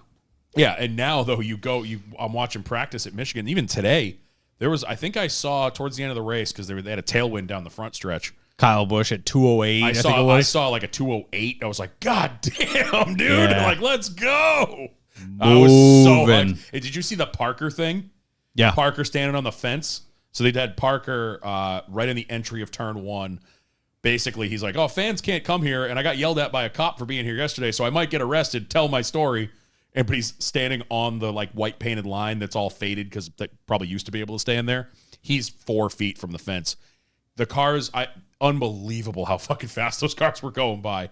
It was Crazy. they were just blurs and noise. Unbelievable. I saw a video yesterday of people in the stands, I think close to turn 1, down by the fence. And NASCAR posted it, and they're like, when you're at Michigan, you got to hold on to your hat. And the field goes by, and some guy's hat just goes whoosh, just flies off. People are like holding on to their shit. Like I was like, that's Michigan's usually the place that you see people falling. That's what I want to see. Like was it California or Michigan that used to have the speed trap? Remember the big California. Remember the big Toyota sign? Yeah, it was Fontana, And wasn't it? I think it was Fontana. And they had the radar gun like that. Bring that to Michigan. Let's Fuck yeah. Absolutely. So yeah, we'll see what happens at Daytona. We never know what's going to happen at Daytona, but under the lights, Saturday night. Nothing better than a Saturday night Daytona. Oh, I can't wait. We get tuned up. I'm going to Probably not. throw a couple whiskeys in there. Have myself a night. I can't wait. I just hope I did see something that's Florida in the summer. So Yeah, don't worry if it about does the R word, I'm going to be pissed. Oh, I know. I'll be so mad. But that does it for the race recap. Now it's time to answer some questions. So if you've stuck around long enough, There's still quite a few people in there. By quite a few, I mean 12. all 12 of you that are still following along in the old YouTubes, feel free to pop off some questions in there. Except Carteropoli and Spinelli. You guys are banished. No, you're not. Banished to the dark realm. Let's see what we have for questions. We will start with the Instagram at the bottom. Now we're here. Ronan H21. Great getting to watch the race when I get in from work on Monday with the new puppers. Oh, yeah. Congrats on the puppies. I'm assuming that you had a lot to do with that. I think my pupper was the Yes, inspiration that's- for his puppers. Really? Because they look like mini Bodies. Because they are. They are. Yeah. So those that don't know, I have a Shiba Inu. I'm sure you've seen him on the show page before. Yeah, he co-host. found a racetrack once. Yeah. Yep. He has pooped on 3 racetracks, but nonetheless. I'm catching up to him. Actually, I didn't poop at Pocono. I just peed. I've decided that when we walk him around any tracks and he takes poop, I'm taking pictures of every time. Yeah, it's going to be like SVG with his horse. It was at Talladega. SVG had his dog. He's got that. Yeah. And it's a picture of him just shitting in the grass at like turn 1. Yeah. I'm going to take pictures of all of them, put them in black and white, and hang them in the That's what you have bathrooms to do. of the house, yeah. I've been noticing, I've been seeing that trend of people like redecorate your bathroom, take pictures of your dog taking a shit, put them in the bathroom. Yeah, but I'm making it one step cooler because That's there are cooler. racetracks. Yes. Including a start and finish line one. Where was that? That random track that accidentally he ran away at. Oh, yes. It was somewhere in Pennsylvania. Somewhere in Pennsylvania. Yeah, so congrats on the puppies, and I'm super excited. Yeah, and I was actually thinking about him today because I was like, I wonder what time it is. He's probably getting to watch this because it's probably evening, Yeah, plus like 5 or 6 they are hours. so damn cute. You got the sisters. 'Cause I think Yes. someone like backed out from getting the other sister, and like you want to keep them together, keep you know? them So and- you got a couple bitches. yeah. Yeah. And Shibas do very well with other Shibas Yeah, I know. because it keeps I've them been over your house occupied. when Kurt brings his over, and was it Kurt has the other one? No, Charlie. Charlie's got the other one. Yeah. Yeah. So Bodie and Charlie's dog are like, woo, Yeah, friends, exactly. idiots. One brain cell. No, Shared. those are my dogs. All right, Mike is vegan. Holy hot take. Fuck Cody Ware. That's not a hot take. I mean, Hey, he did fine. I mean, wasn't I in think- the way. Does he mean as a race car driver or as a person? Jury's still out on that one. Nathan Danforth, what are some of the best podcast moments in Loses Fast history? Mine is the kazoo. That was a good episode. The first ever Denny jokes was. Those We were were losing crying. it. I don't even remember what episode that was, but That was a long time ago. we were in tears. That was when that all came out. Yeah, we were in fucking tears. Yeah. That was around hack time. Kind of. It was. Yeah, it was similar. right in that realm. You weren't even here yet. I don't think it was just us. Those are the good times. Yeah, pre-norm, all of it. I miss those. Dude, my life was better. You guys' life was better. We were getting home earlier. Mm-hmm. Yeah. I remember when I used to think getting home at 11, I was running super late. Now I'm like, oh, I'm getting home at 11. Fuck yeah. I'm gonna go with when we were invited to, not because I won, when we were invited to the media challenge, because that was like the first time it felt like, wow, we actually are doing It something. felt real. Yeah. I agree. It felt And real. then like the first time we got invited to the media center, like got our credentials we got approved. the first time we got credentials approved felt real. And then when we got invited to the tire test, That was No, really like, cool. We didn't really get invited, but we were like, "Can we?" And they're like, "Yeah, you're media." Huh? No, we got invited. Shannon texted us Oh, and did asked you? us. I thought Yeah. like we asked. Like, No, Oh, she asked us. oh, okay. I was I like, think- wait, what? Highlight for me was when we were crowdfunding the first Brad The sponsorship first Oh, Brad yeah. sponsorship. live That- during the the podcast. end Yeah. of that episode is hilarious because we are like in panic mode. Like I remember you're like at the end of the show, we got done questions and we're like, the Discord kept like talking about stuff and we'd be like interjecting what's going on. And then finally you're like, we gotta go. We gotta figure this out. Yeah, yeah. Like I remember you were like panicking. You're like, am I really about to send money to a random person that we don't know? Yeah, Like, this random driver who's like just getting started. Like, is this guy gonna run off with my money? yeah. That was a good That one. was wild. There's been a lot of good ones. Yes. A lot of good ones.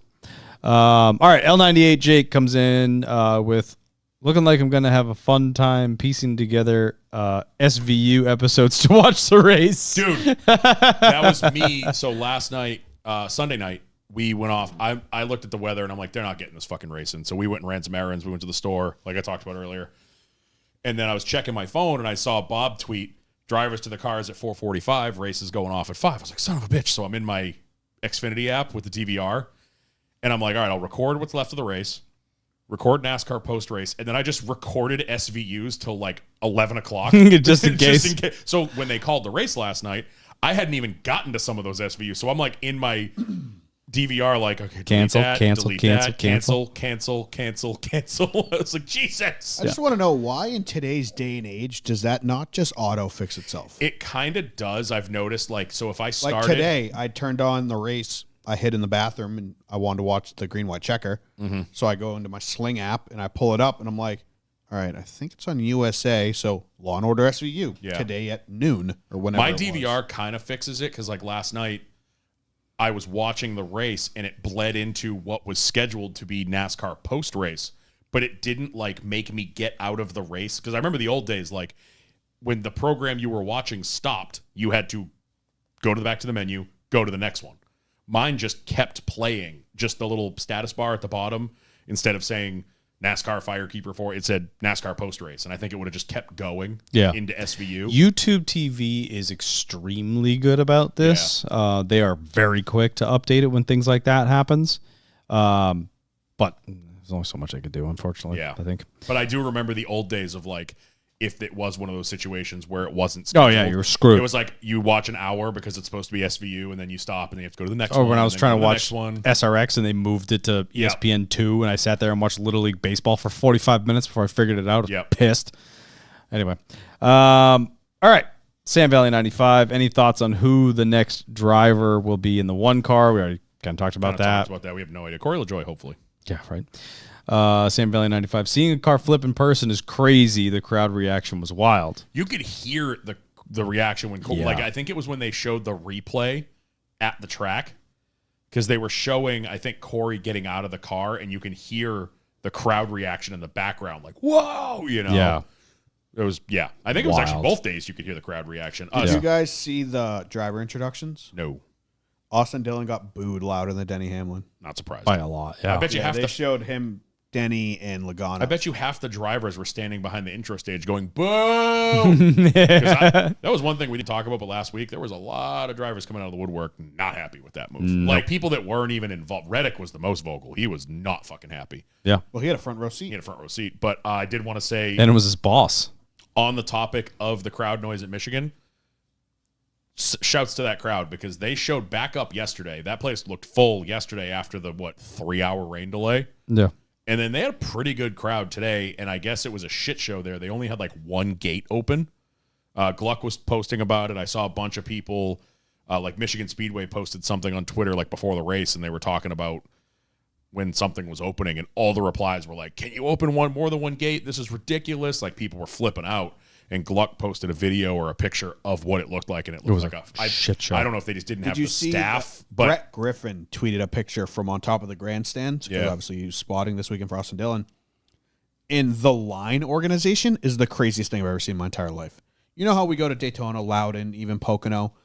It's just a funnel of people. There's no organization. It's literally just a funnel of people, and eventually Yep. it gets sorted out. Michigan was like 4 snakes just wrapping Disney lines? randomly around. Big Disney line action. Yeah, like there was one that like went in between two of the merch haulers that were sitting there.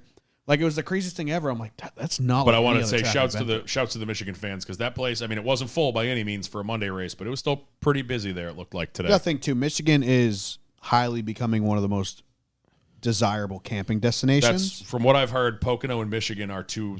Everyone knows about Talladega. Everyone knows about those ones. But from what I've heard, Michigan and Pocono are starting to sneak their way in there. So it could be a lot of people that were already camping for the weekend and stuff. True. All right. Anything stick out from Monday races in the summer being a kid on summer break?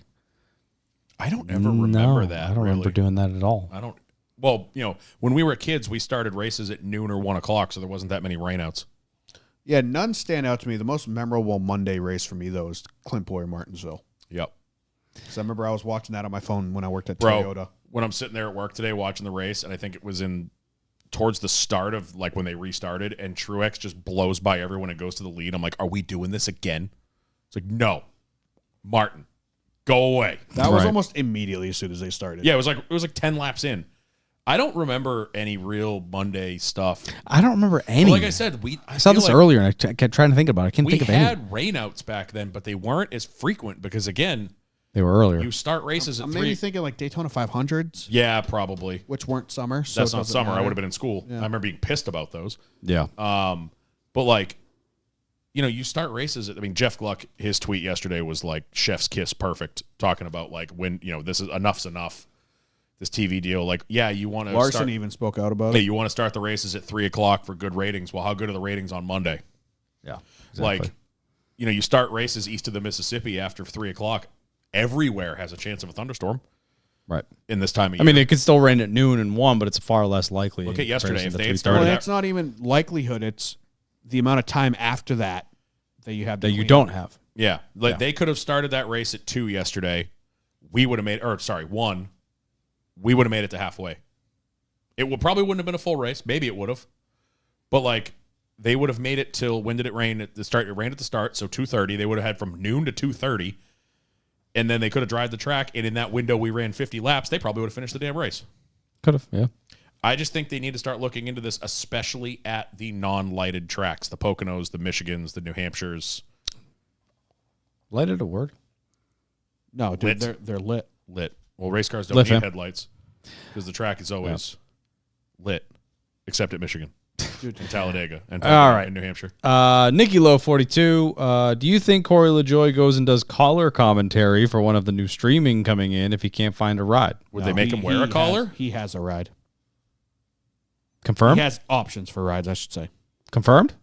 DBC. They went off last week, Yeah, like they- the 19 truck, like they were talking about Yeah. all sorts of shit. Yeah. Cool. They said he's already sat down with JRM. He's been offered the 19 truck, according to them. So I think he's holding out for Cup. I think he wants that front row ride. But I don't see him retiring or becoming a spotter or something like that. no. He's driving next year. It's just not known. No matter where. where or what. Yeah. Nathan Danforth with the fun one. Would you rather Ooh. backyard go-kart track or backyard dirt bike track? So Danforth posted videos in Discord last night. He was at his buddy's house racing on his backyard go-kart track, like that staked through the woods and stuff. They had one go-kart. What was it? He said it was like a 200cc go-kart. Then the other one was some homemade electric job that was faster than that one. Nice. That's the dream. Go-kart Yeah, track go-kart for all sure. fucking day. 1000%. Like dirt bikes are cool, but I couldn't invite all my buddies over because you might not know how to ride a dirt bike. I don't know. Everybody can hop in a go-kart and have fun. I've 100%. built a million pit bike tracks in my head. Every time I pass a house, I look at the yard and go, Oh, yeah. could I fit a pit bike track in that yard around a fire pit? Yep. Like, that's the dream. But go-kart, like you said, more inclusive. I think It's easier to get in. It's easier to tell, hey, Kyle, we're having a party at my house in 3 weeks. Bring a go-kart. Find one. Or, Dan, I'm having a party at my house in 3 weeks. Bring a dirt bike. I think it's a lot easier for Kyle to go find a go-kart than it is Probably. for you to go buy a dirt bike. Or like I said, it's you could have a bunch of people over and it's like, hey, all the girls want to get into go-karts and do a race. Like, go have fun. Like, dirt bikes are way more. You're gonna have people that don't know what they're doing and they're gonna be whiskey throttling into the woods. Go-karts, we all know how to drive cars. One of Like, Cohan's buddies that we used to race with on iRacing for years, Alec, he was in like a go-kart beer league at somebody's house. It was like every Friday night, everyone showed up and they had a championship race. Have every you ever Friday. seen the guys on YouTube, the Dad League, that they all have the off-road golf go-karts? I've seen their videos. It's like a bunch of friends that just one of them has a track that runs through the woods at his house, and they all have carts that they built. You know, they bought like the Walmart carts and modified them with lights and shit. And they race like every Friday Yeah, if night. I They have, had like a golf, land- they have like a That's golf league. sick. They have like it's like a golf league. It's just a bunch of guys hanging out doing that. I'm like, dude, I got 10 acres in the woods. If I didn't have my neighbors right there, I'd be doing If that. I had land, I would definitely do that. If I had Dan's house and really high fences, I would definitely do Yeah, that. if my neighbor's house wasn't like right there, if I couldn't throw a baseball and hit my neighbor's house, if no one was there, are you kidding me? I'd be in the woods all day just cutting trees down and shit and making a cool go-kart track. Why would they complain? I don't think they'd complain, but I'd feel bad. 'Cause It's also- they also go to bed super early. Like I Dan feel, has like a kind of HOA. yeah, if my with his- mother-in-law. Yeah, with his. I don't think she'd give a shit, but His it's estate. more my neighbors, Bruce and Jeannie next door. They're the type, like, I feel bad when I go outside with that super bright flashlight I have at like 11 o'clock to let the dogs out, because I'm like, they've said, they're like, yeah, we can see that when we're in bed. And I'm like, oh, I'm sorry. I try not to shine it at your house. But they're like, no, it's just really bright. Like, they go to bed super Because early. we talked about doing airsoft at your house. We talked about that. we years heavily. ago. Yeah, heavily. And it was borderline about People to happen. bought shit. And it and just then never Dan worked. backed out the last second. He's like, this is probably not the best Probably idea not a good idea. to be shooting BBs all around my We house. were talking and about it neighbors." in the old guys group chat. And then once I brought it to the table, it was like, no, we're not doing that. But why? But why? All right, what do we got in the YouTube chat? Not a whole will lot. there be? Will a Toyota win the championship from Hondo? Well, they currently have 4 locked in, 2 more possibilities, so 6 out of 16 potentially. If Reddit can Good keep this chance. As we friggin- stand. if Reddit can keep up this run that he's on, Yep. I mean, the little bit I listened to the teardown, he's finished. I think they said it was top 3 in 5 of the last 6. Well, And I don't think he's finished outside the top 6. And in the no, last and it was 6 top or 7 10s, races. top 10s in like the last 11 races. They Yeah. said basically since, what was it? Was it Darlington? Like they had a stat. It was something dumb. It was like 11 straight top 10s and like 5 of the last 6 top 3. Yep. He's on a fucking heater right now. So Reddick strong, obviously. Denny, always a threat. Eventually, he's got to be able to do it. Nope. I mean, Hope not. you keep getting this close. So, I mean, Bell, I mean, I didn't have him in my plan, but he could be there. He's kind of quiet right now. He's going through that. But again, we've watched this with Bell before where He's louder than he usually is. yes, but I'm just saying we've seen this with Bell before where we get in the playoffs and it's like he pops off a win or two and poof, he's in the friggin' Final Four. It's like, what the hell? And I think we all unanimously agreed that Truex going out on a championship would be a baller move. That'd be kind of sick. So I'm here for that. A little bit so of a mic drop. they have as good of a chance, if not a better chance, than anybody else because they have the numbers right now. Yep. Yeah. Are we going to Coda next year? I doubt it. Probably not. I had fun, but I mean, I've done it twice now. 3 times if you include F1. We went for a purpose this year. We didn't just go for the race. Like without Yeah. that purpose, you know what I mean? It's kind of, I feel the same way about it as I feel about going back to Daytona. Yeah. Like if it works, cool, but I'm not going to like push for it. Like I've been like, that was a bucket list thing. Yeah, I would like to check off some other ones before I Yeah. continue the repeats. Yeah. Obviously Loudon and Pocono are our forever repeats, Yeah. but like I want to Dover. go. Yeah, I'd love to go to Dover, and if you gave me the option to bring the camper to Dover or do a Daytona 500 trip again, probably gonna bring the camper to Dover just because I want to do it. Yeah, we go to Just Buses. Yeah, have that mac and cheese. Oh, I forgot about that. I like that idea we had where we stayed on Hondo, okay, H2O. fine. I won't give you hospitality. what's H2O? What's that? Ocean Ocean City? City. Ocean City, We stay Maryland. at Ocean City and go to Dover. That was a thought for a little while. Hondo, I don't know if I'd be comfortable in your house. You scare me. I will be. I get to look at all his Milwaukee stuff. That'd be pretty Nice. We did. I just remembered. We also forgot. Speaking of, you talked about Denny Hamlin not winning a championship ever. We forgot a very important part of news What's up? from someone else that has never won a championship, but can now say he was on a Gucci Mane record. Burr. Are you kidding me? That was the greatest thing I've ever I heard was in my life. mad because when I heard about it, I thought it meant that like he went and recorded something. I Yeah. didn't know it was just like they pulled it from that shitty podcast. Gucci just sampled it. Yeah. I didn't know it was just a sample from our shitty alleged competitor that has a lot more listeners than us, even though they suck. The only thing I'm mad about is I understand what they sampled. They sampled the beginning, when he mentioned datpiff.com because it was DJ Drama back with Gucci Mane, and he did like the classic yelling over the thing like Drama always did that was popular back in those days. But if you listen to the rest of that interview, when Mark Martin's like, if you ask me, there's no one even in the same zip code as Gucci Mane. I'm like, you should have used that line. Was that in the song later? No. No. I've listened to the album 3 times through on the first day. Yeah. Yeah, I don't know any of the words you just said. So, Speaking of new albums, that new Post Malone album is fucking fire. Daft Punk and DJ Khaled were on it. Datpiff.com. Yeah. But that was DJ Drama. when that got dropped. I was like, what?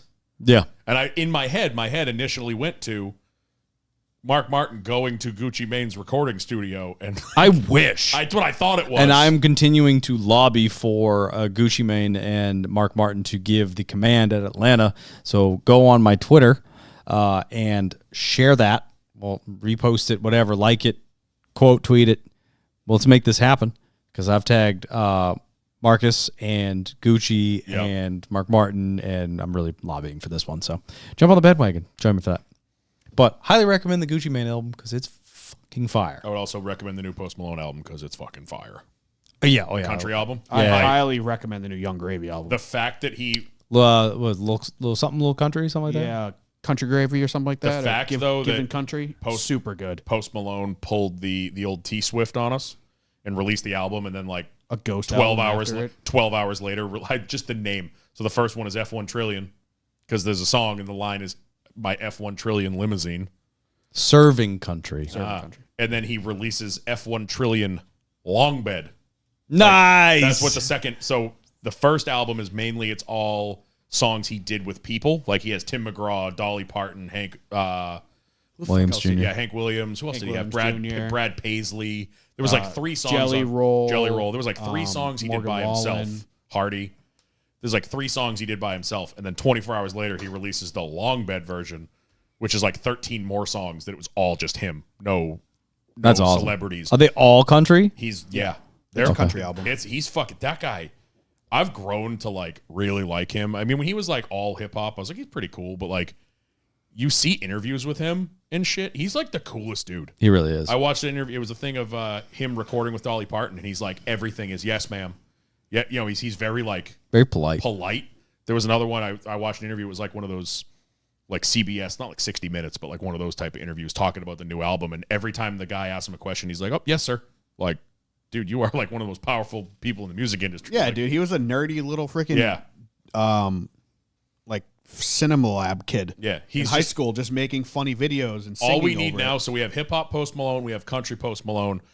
We need emo Post Malone because he's done some covers of. We kind of have seen that. No, though. but like he's done like pop punk and emo covers like acoustically, and he fucking kills it. Yeah, so, but like I he hasn't need done the full album. I need the full album of that. I'm sure it's not So too far I've behind. officially fallen victim to this new country thing, where now everything I listen to is I country. know you have. It's weird. And Where are we going? I've hated country music We're just my entire life, free balling. and I've been very adamant about I'm now like so into like I want to go to Nashville, I want to get a cowboy hat, like that stuff's cool, but I was always like I still don't like the music. Fuckers got me. So you got like Because the, now like the I'm Luke just Combs, like Morgan blasting, Wallen. Morgan Wallen, Hardy, dude. Hardy kills it. I love Fucking that dude. love that Yeah, guy. he's a good dude. We've been working on him for like 3 years. I'm proud of him. Dude, that's all I've been listening I to. think out of the 3 of us, I am most. Well, you actually did a lot of '90s country too. Oh, I've been in the country game long before both of you. No, I've been in the country game. I thought you didn't I've like been in it. for about 2.5 I grew up weeks, with it, dude. My mom used to clean the house Yeah, listening. but I to thought you old- didn't like Oh it no, I because love of it. that. Oh, okay. No, I maybe love it. maybe listened- I'm just mixing up with I've been him. listening I to know that he's shit. hated it. Yeah, no, I've listened to country my whole life. Yeah. And- Oh. Like and there's enjoyed it. certain like old country guys like Johnny Cash. Like I will never skip a Johnny Cash song, Yeah. which is country. Yeah, that's I'd real say country. country. Yeah. Yeah. But like 100%. there's not like I don't like old country. But like Define this- old. Johnny Cash. You just said. Like I like Johnny Cash, but I don't like that generation of country. I'm so confused. Like Yeah, Like well, Dolly Parton, like I like Hank Dolly Williams. Parton. I like some Dolly Parton songs, but like Hank Williams, yeah. The twangy country Yeah. of the 70s and 80s. Like a lot of Post Malone stuff was kind of like tiptoeing It along tiptoed that a little line. bit, yeah. yeah. Where I like more of like the pop. The bro country. Yeah, literally. Unfortunately, It's like bro country. Morgan exactly Wallen, what it is, yes. Hardy, Luke Combs, Jelly Roll. Fucking love that guy, dude. He Jelly seems Roll like kicks ass. the most genuinely. If good you like person the in country world. for He the didn't girls know that he go was to- a shitbag in the past. Yeah, you like the country for the girls that go to Nashville and post, Nashville ain't ready for us. Literally, and then they're it's puking like- in a gutter. Yes. This is my entry to it. No, I'm that's sure fine. It's coming. in a year I'll be listening to Hank Williams. Nope. No, you'll just be singing along. You'll be singing 2 Dozen Roses with us at the next campfire. Yeah, like it's progressing. One of us. But like I never One thought of I'd get us. here. I'm proud of you. I So knew I'm- we'd get you. I'm down with it. Like I'm enjoying this. But like for years I like Dozen hated roses. Florida Georgia Line. and shit Who like that. hurt you? Open bottle of- Sorry. You seen the video of the little boy on the boat singing that to I the think I sent that to you. yeah, it's like, who hurt this kid? Who hurt this kid? Yes. Well, we're proud of you, Norman. We love you. Yeah. Welcome to the team. Yep. Took you a little while. There's still a lot of songs that I have to skip. No, I get you. It takes time. To be fair, I don't even. To be fair. I was, we've talked about it. 90s country for me. I didn't like Yeah. a lot of the newer stuff. I've really gotten on a kick of like the Luke Combs, Morgan Wallen. Like they're good to just put on while we're golfing, put on while we're hanging out on the boat. Yeah, for sure. But like Shit look like at that. all of my recently. all right, liked songs we're gonna are keep all rolling. country. Corey Scothan, have fun at Kenny Chesney. Is that this weekend? Is Country Fest this weekend? She bought tickets for all 3 days. It's the same people. Why would you go 3 times to see the same thing? You're an idiot. That's a lot. That's a lot. All right. Before we sign off, share the image that Norm will so talentedly make So lovingly, he's gonna craft it with his calloused hands from under the table. So he's gonna craft You know it how with I his mouth. cook? Let man, the boy You cook. can't talk shit about being underneath a Cracker Barrel table until you've been on top of a Cracker Barrel table. He's I've never even been to sat a at a Barrel. Cracker Barrel Exactly. table. I've sat outside for 2.5 They- hours waiting for No, a table. They Still had tested any me luck. this time though. We could have gone to Cracker Barrel, but y'all decided to go to fuck Golden Corral instead. That was not my choice. Oh, I know. We said Cracker Barrel. secretly slapped, No, but we was said, like the most ghetto thing in the world. we said we should go to Cracker Barrel, and half the car went, yeah. Somebody in the car who shall remain nameless wanted to go to like a fucking Brazilian steakhouse. I'm like, yeah, can we just go get Cracker Barrel? It's so much easier. I love the idea of Cracker Barrel. Well, my and I was argument vetoed. And then we was, ended up I am very in the Cracker hood. Barrel, but I was like the meme of like we have Cracker Barrel at home. Literally was my argument. Like We have yeah, but I Golden Corral at home. No, we don't. No, we don't. There's one in Manchester. Anyway, Is it? before we sign off, share the image. Fill out a review because we love reviews and they help we us. don't- Yeah, reviews are fun, and we didn't have any new ones, and I want new Share ones. where you're listening to this. Take a picture of your car radio or a screenshot of your phone and tag us. Play it on your computer speakers at work and force your coworkers to listen to it. Yeah. Tell your mom. Tell her we said hi. Definitely tell your mom. Tell her we said Tell hi. the waitress at Cracker Barrel. You got to step on. Tell her too. Ooh. What are you doing, I've seen Stefan? this All right, video. before it I've gets seen worse, this video I'm before. Kyle Belcher. When she's stuck in the laundry machine, instead machine? of getting her out, Make her listen to us. play her Luce's Fast podcast. Follow us on Twitter and Instagram at @LucisFast_pod. The YouTube at The Lucis Fast Podcast. I'm Kyle Belcher, I'm Dan Walker. I'm Norm Peltier. and we'll catch you at Daytona. Let's go away. It's gonna be. Help me, Steph Bro. I'm stuck. I'll help you. Kyle, put the gun away. Kyle! Kyle! No! Kyle, stop it! This is my podcast now. Nice, Hondo.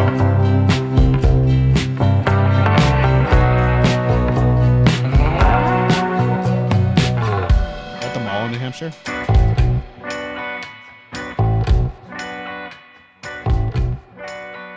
I didn't know it's that in there. I know there's that the Rap City is that in that plaza, I think. I think so, yeah. Bye, nerds. Hey, go fuck yourself, San Diego.